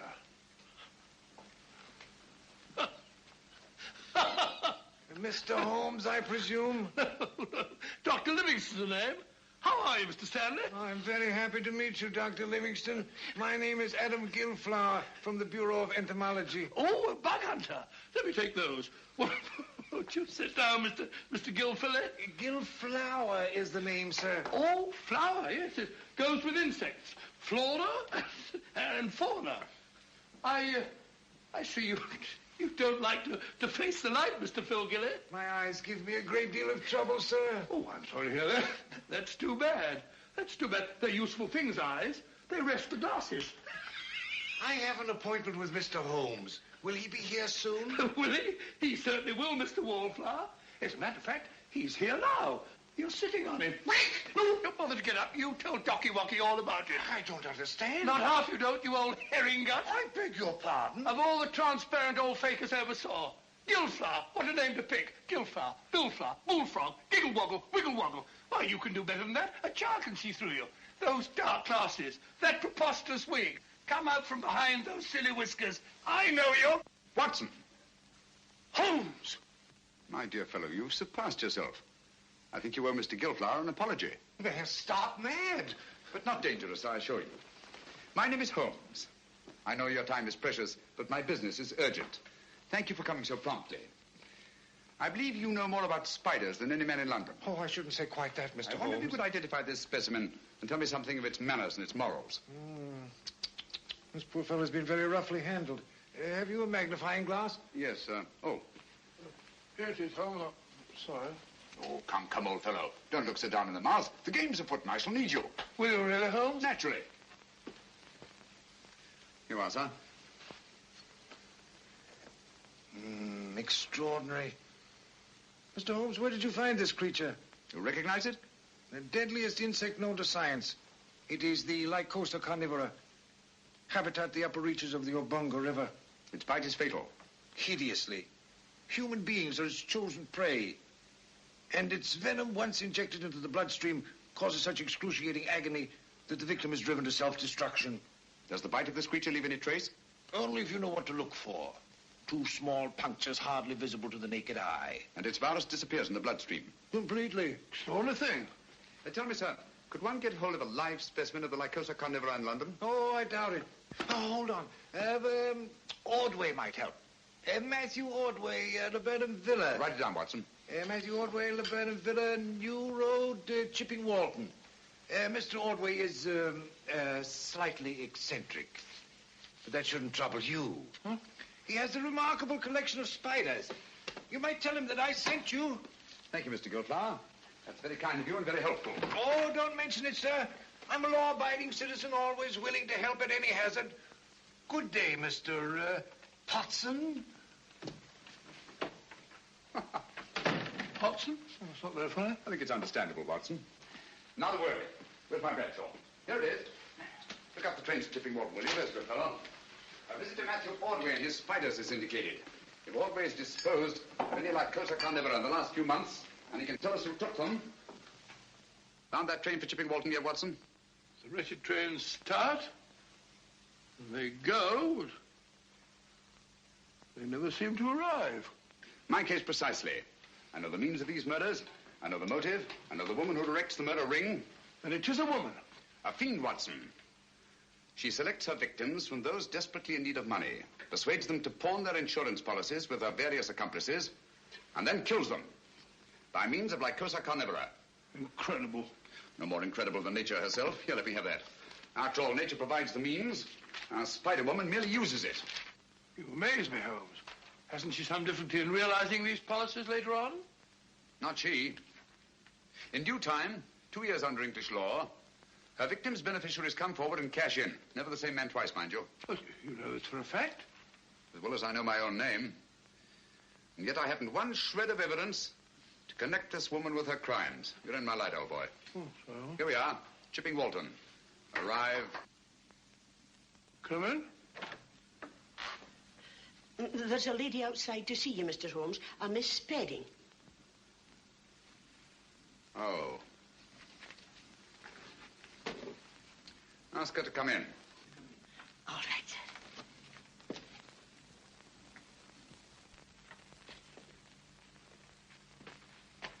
Mr. Holmes? Oh, yes, I recognize you now from your picture in the papers.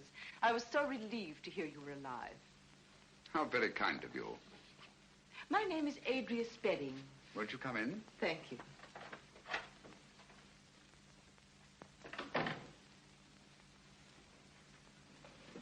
My little nephew, Mr. Holmes. How are you, my lad? I'm playing nurse today. I'm sure you'll give an exceptional performance, Miss Spedding. Poor child, he's a mute. Vocal cords paralyzed from birth. Oh, how unfortunate. Say, he's scratched his hand, hasn't he? Yes, he's always climbing into the most unlikely places. Run along, dear, and sit in that chair. There's a good boy. Right over there.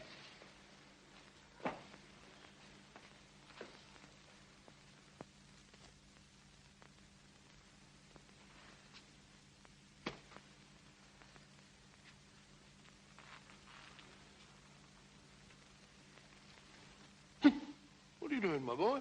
That's me. Sit down. Jump in the boat. Oh, I beg your pardon. My colleague, Dr. Watson, Miss Adria Spedding. Oh, how do you do? It's a great pleasure. Oh, Mr. Holmes, my business is of utmost privacy. I assure you, Dr. Watson is the very soul of discretion. Won't you sit down? Thank you. And now, Miss Spedding, how can I be of service to you? Well, I hardly know where to begin. Perhaps I'm unduly alarmed. But you see, a friend of mine has disappeared. Indeed. I've tried to get in touch with him at his rooms, but he's not there. And he seems to have left no word. His name? Rajni Singh. He was from India. Rajni Singh. I seem to have heard of him. Oh, Mr. Holmes, I'm terribly afraid I shall never see him again. Oh, come now, Miss Spedding. I'm sure you won't have to look far. Look at all the pretty butterflies. you're right. Larry, stop that. Oh, you naughty boy. Put on your shoes and socks. No, let him go barefoot. Boys like to. Didn't you, Watson? Didn't I what? Like to go barefoot. Yes, I always ran through the dewy grass in the early mornings. They used to call me Twinkle Toes. I'm sure you will look beautiful, baby Watson. Now tell me, Miss Bedding, just why are you so concerned about this Rajni Singh? Well, you see, he pawned his insurance policy to get a loan. The minute I found he was missing, I went to the loan shark and redeemed the policy. Why? I didn't want to put temptation in the way of people who might profit by his death. How very thoughtful of you. If you could find Rajni Singh, you might return this policy to him with the compliments of a friend. Of course, you're going to be paid for your trouble. I have every confidence, Miss Bedding, that you're not one to leave a score unsettled.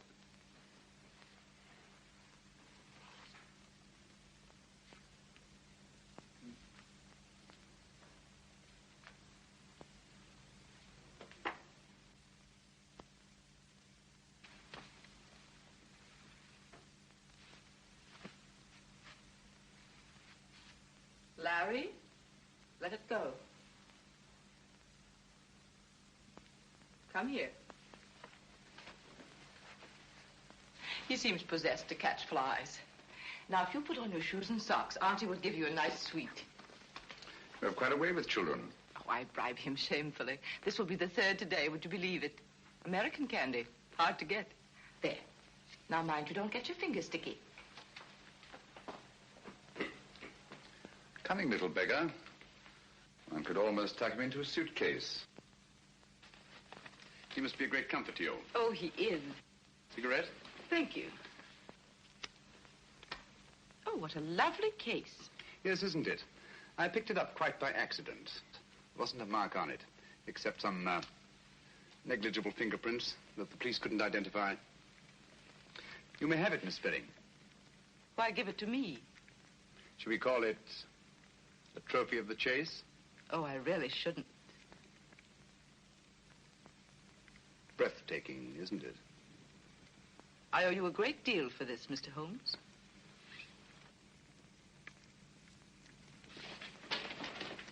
Larry. Don't drop the paper on the floor, dear. Put it in the fire. There's a good boy. Come along, dear. We must be going now. Goodbye, Dr. Watson. Goodbye. So pleased to have met you. I do hope he hasn't been a nuisance. Not at all. He's a dear little fella. Mr. Holmes, till we meet again. Soon, I hope. Goodbye. Goodbye. Fine figure of a woman, eh, Holmes? You think so? Yes. She reminds me of a little nurse I used to know in Wigmore Street. Very attractive girl. What would you say if I told you she was the Spider Woman? I wouldn't believe you. If she was, she'd have at least 8 legs, wouldn't she? A bit of a cough. Blasted impertinence. What, Holmes? Bringing that policy here, bearding me in my own den. What about that train, Watson? I don't know. To the place we were going.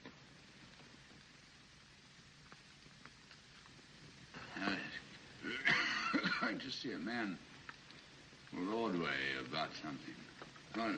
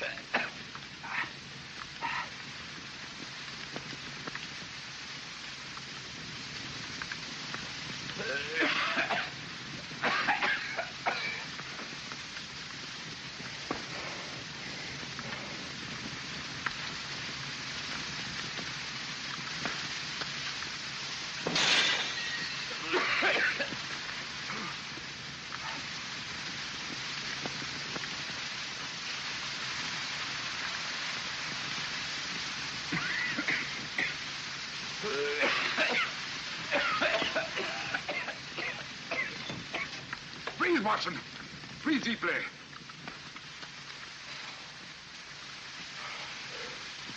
What was it, Holmes? Yes, my dear fellow. We've been entertaining Miss Adria Spedding.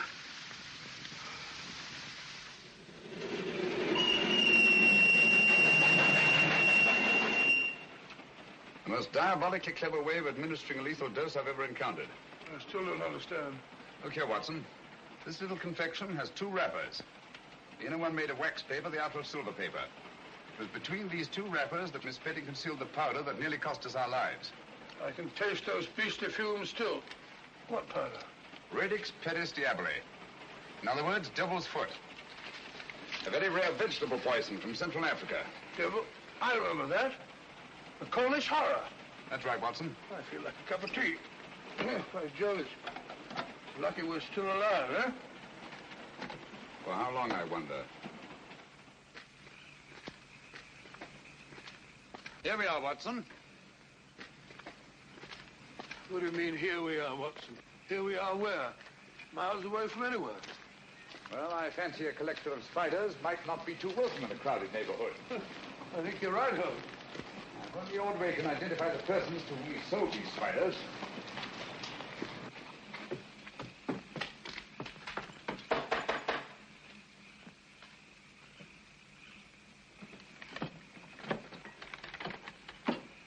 Who's there? What do you want? You Matthew Ordway? Never you mind who I am. Who are you? My name is Sherlock Holmes. This is my friend, Dr. Watson. How do you do, sir? How do I know you're what you say you are? Who sent you here? Adam Gilflower. Why didn't you say so? I'll be right down. He seems a bit frightened, Holmes. Yes, I don't like the look of it, Watson. Come in, Mr. Holmes. You're right in the line of fire. Hurry. Line of fire? 'Twas Providence sent you, Mr. Holmes. They're after me. Who are after you? The men to whom you sold the Lycosa carnivora, of course. How do you know? Elementary, my dear sir. Who else would threaten a man of your property and standing? Mr. Holmes, I'll swear to you, when I first sold them those spiders, I had no idea the use they'd put them to. And you read about the pajama suicides? That's it. And putting two and two together, refused to sell them anymore. That's right, but only today they were here. I was afraid for my life. The truth now, Ordway. Did you or did you not sell them any more of these creatures? I swear I didn't, Mr. Holmes. I've got all that's left of the shipment downstairs now. I'll show them to you. I hope you don't mind. The heat, I mean. Have to keep it this way. Tropical creatures, you know. Must be kept comfortable. Same temperature as where they come from. Humid. Very humid. Come along, gentlemen. Don't be afraid. Everything's perfectly safe. Now,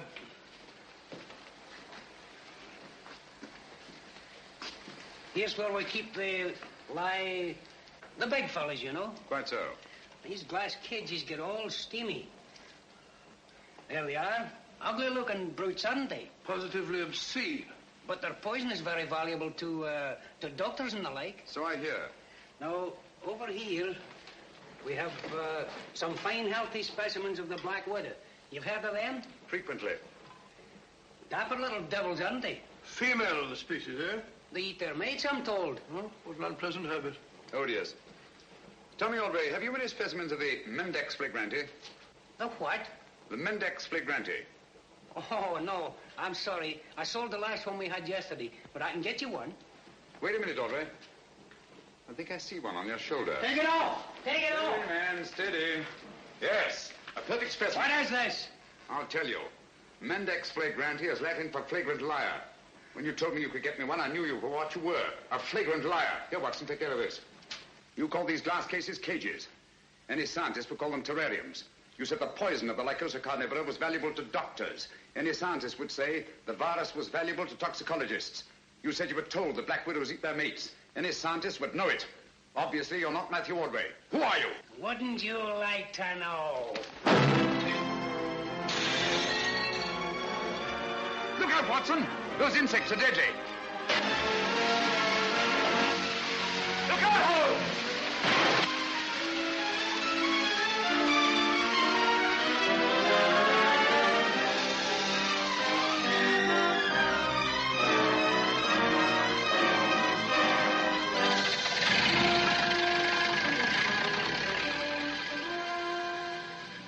on. Blast his eyes. Come on. Ordway, Watson. Our job now is to find the real Matthew Ordway, if he's still alive.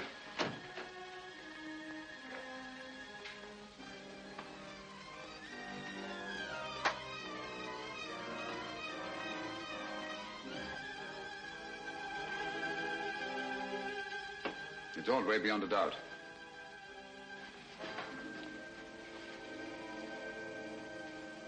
Poor chap's been dead for some time. Clever devils. They knew he was the one link between them and the spiders. Now that link is broken.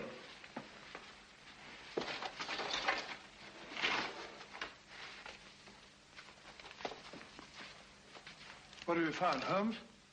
Some sort of record Ordway kept. Looks like a journal of his travels. Dates, places, all in Central Africa. Look here. Obango, lycocarniv, poison, immune, little, doggle, faithful to. Bungo, lycoca, immune, little dog, faithful. Sounds like a crossword puzzle. Little dog, faithful to. Whose little dog, I wonder? The word isn't dog, Watson. It's dog with an L after it. Now, what word begins with D-O-G and has an L after it? Doggerel. Oh, it's another G and then an E. No, dog-like. That's it, dog-like. Now, what is it that Ordway could have had with him in the jungles of Central Africa, immune to the virus of the Lycosa carnivora, that was both dog-like and faithful? Well, why not a little dog? No. A dog wouldn't be immune. Never mind, we'll go into that later. Ring up the local police, have them take charge here. Right, sure. Don't see a phone anywhere. Try that door.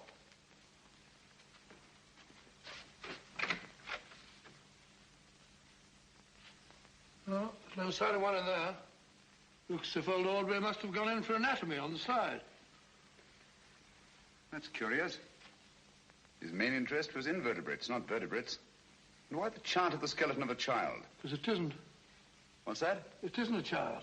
Are you sure? Look at all these teeth. No. The skull of a normal child of this size, 5 or 6 year old, would be much larger in proportion to the circumference of the chest. Watson, I've got it. Got what? That devil of a woman. Bringing that chant at Baker Street to throw me off the track. What track? She knew I'd found that tiny footprint. She wanted me to think it was the footprint of a child. I don't follow you, Holmes. Watson, I've been blind. Mole, an owl, a bat. Look here. A vango. Lycosa carnivora. Poison, immune, little, dog-like, faithful to their masters. What on earth are you talking about? Able to creep through the smallest openings. The perfect instrument for the spider murders. Watson, if you ever see me getting too cocksure again, fancying myself more clever than Adria Spedding, just whisper one word to me. What word, Holmes? Pygmy.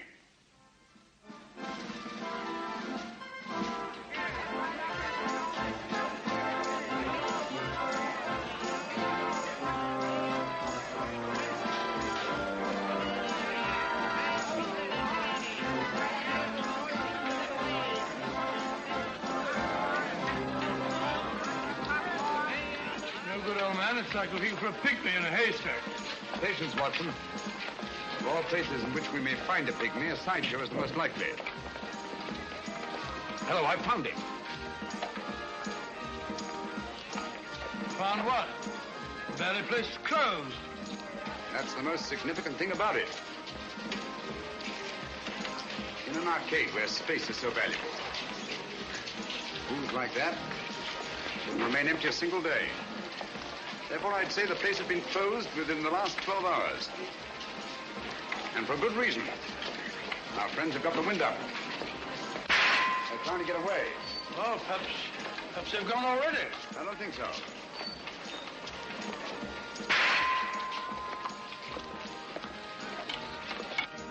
Over here, quick. Don't look back. Oh, what's the matter, Holmes? What's up? No last questions. Go and ring up Lestrade. Tell him to come for double. Now wait for me here in front of the shooting gallery. Where are you going? I don't quite know. Oh, Watson, while you're waiting, don't attract attention. Try to be as inconspicuous as possible. Right, Holmes. Hurry. Hey, Yasser, try your luck on Mussolini, Hirohito, or Hitler. Hit him where their hearts ought to be, and listen to the hollow sound.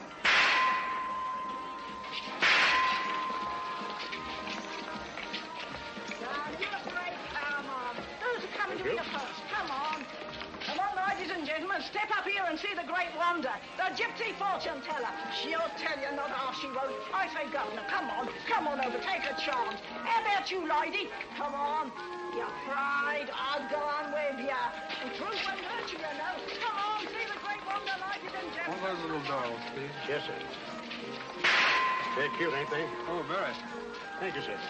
Here comes, ladies and gentlemen, the sea wonder, the great gypsy fortune teller. Come on, she won't half tell you something. Damn, you afraid? Come on. Who's you coming to here for? Come on. Give me one of those dolls, please. Yes, sir. Just a thing to take home to the kiddies, sir. I'm sure it'll be appreciated. Thank you, sir. Come on, ladies and gentlemen, the great wonder, the gypsy fortune teller. Come on, she'll give you a deco into the future. No, she won't. Come on, Governor, bring the missus in. Afraid of the truth? That won't hurt you. Come on. How about you, lady? Come on. Come on. Just 6 for a tenner. A tenner, have you only a fortune code? Come on, she'll give you a deco into the future. Your future is in your own hands, sir. How fortunate. This way, sir.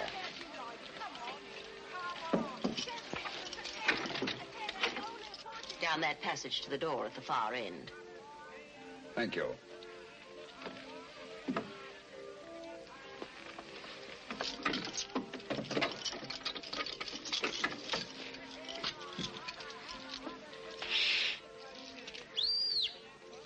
He's on his way.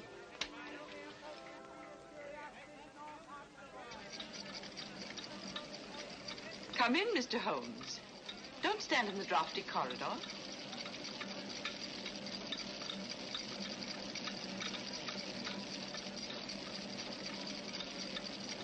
I should hate to have you take cold and die of natural causes. That would defeat the ends of injustice, wouldn't it? You see, we've been expecting you. Obviously. But what made you think I'd come here alone? Your somewhat overdeveloped sense of drama, Mr. Holmes. Oh? Yes. If we'd permitted you to trail us here, there was always a chance you might bring along reinforcements. So I took steps to make things a little more dramatic. Melodramatic is the word. The business of the dolls was a little overdone. Yet it intrigued your interest and brought you here alone. You're an exceedingly clever woman, Miss Spedding.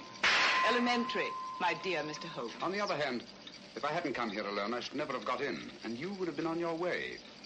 A sensible idea under any circumstances. On the contrary. It'd be such a bore living the rest of my life, looking back over my shoulder. So you decided to let me catch up with you? Precisely. One of us had to be eliminated. The choice was not too difficult. You know, Miss Spedding, I find it hard to believe that anyone clever enough to use the Lycosa carnivora and that creature in the suitcase for the purpose of murder should be reduced to anything as conventional as a bullet, even though the use of the back room of a shooting gallery shows a certain amount of imagination. Thank you. However, it will be nothing so trite, I assure you. The difficulty, of course, was to liquidate you without seeming to have a hand in the business. An interesting problem. You have, of course, arrived at a solution. Naturally. A positive inspiration, Mr. Holmes. We shall allow the British public to be your executioner. Ingenious, isn't it? Ingenious but uninspired, if you don't mind my saying so. It lacks the personal touch. Taylor?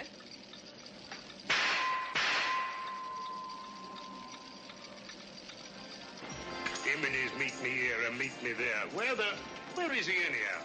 I'm blessed if I know. He said wait here by the shooting gallery and look inconspicuous. Inconspicuous? Oh. He said inconspicuous, Lestrade, not half-witted.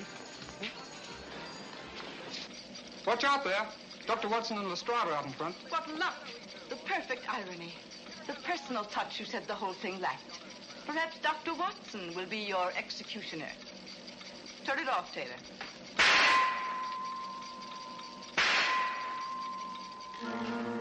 In where their hearts ought to be, and here the other side. Well, what do you say, Doctor?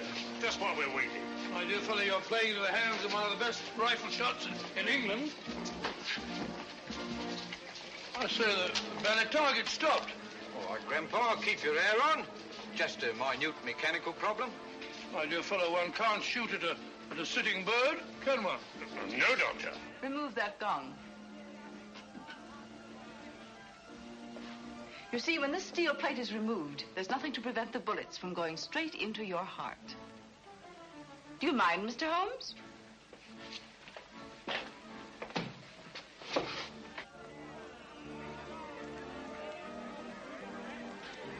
We'll stop out front long enough to see the job is done. Radlick, don't forget the suitcase.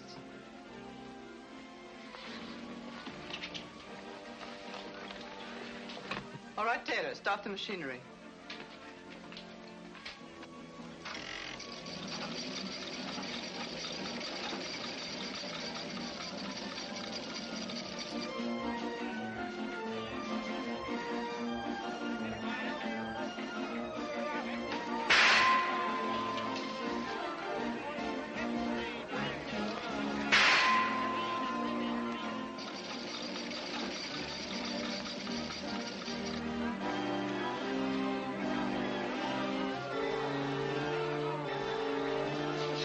Holmes is. He's been a long time. Well, if he said he'd be here, he'll be here. It's no good saying he won't. Yes, I'll get Hitler the next time.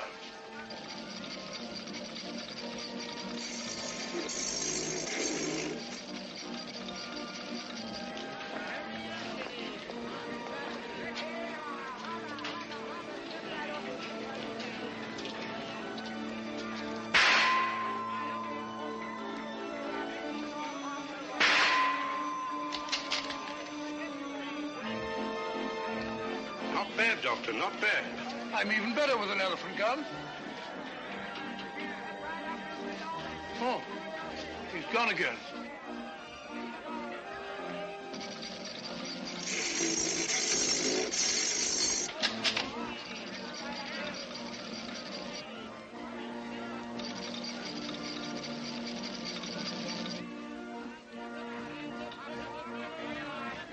I'll get him this time.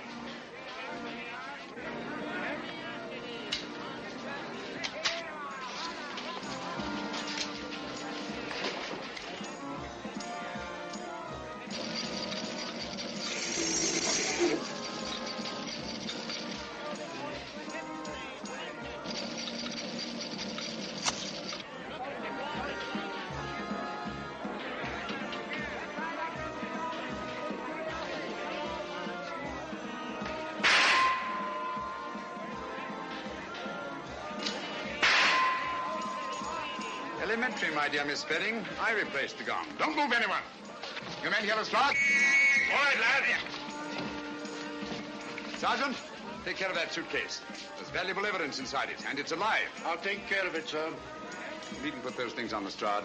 She'll go quietly. Thank you, Mr. Holmes.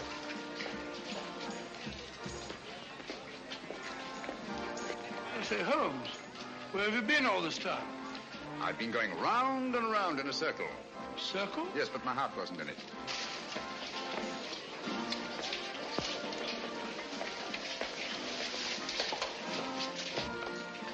Remarkable woman. Audacious and deadly as one of her own spiders. Audacious? Stupid, I call it. Fancy trying to commit a murder in a place like this.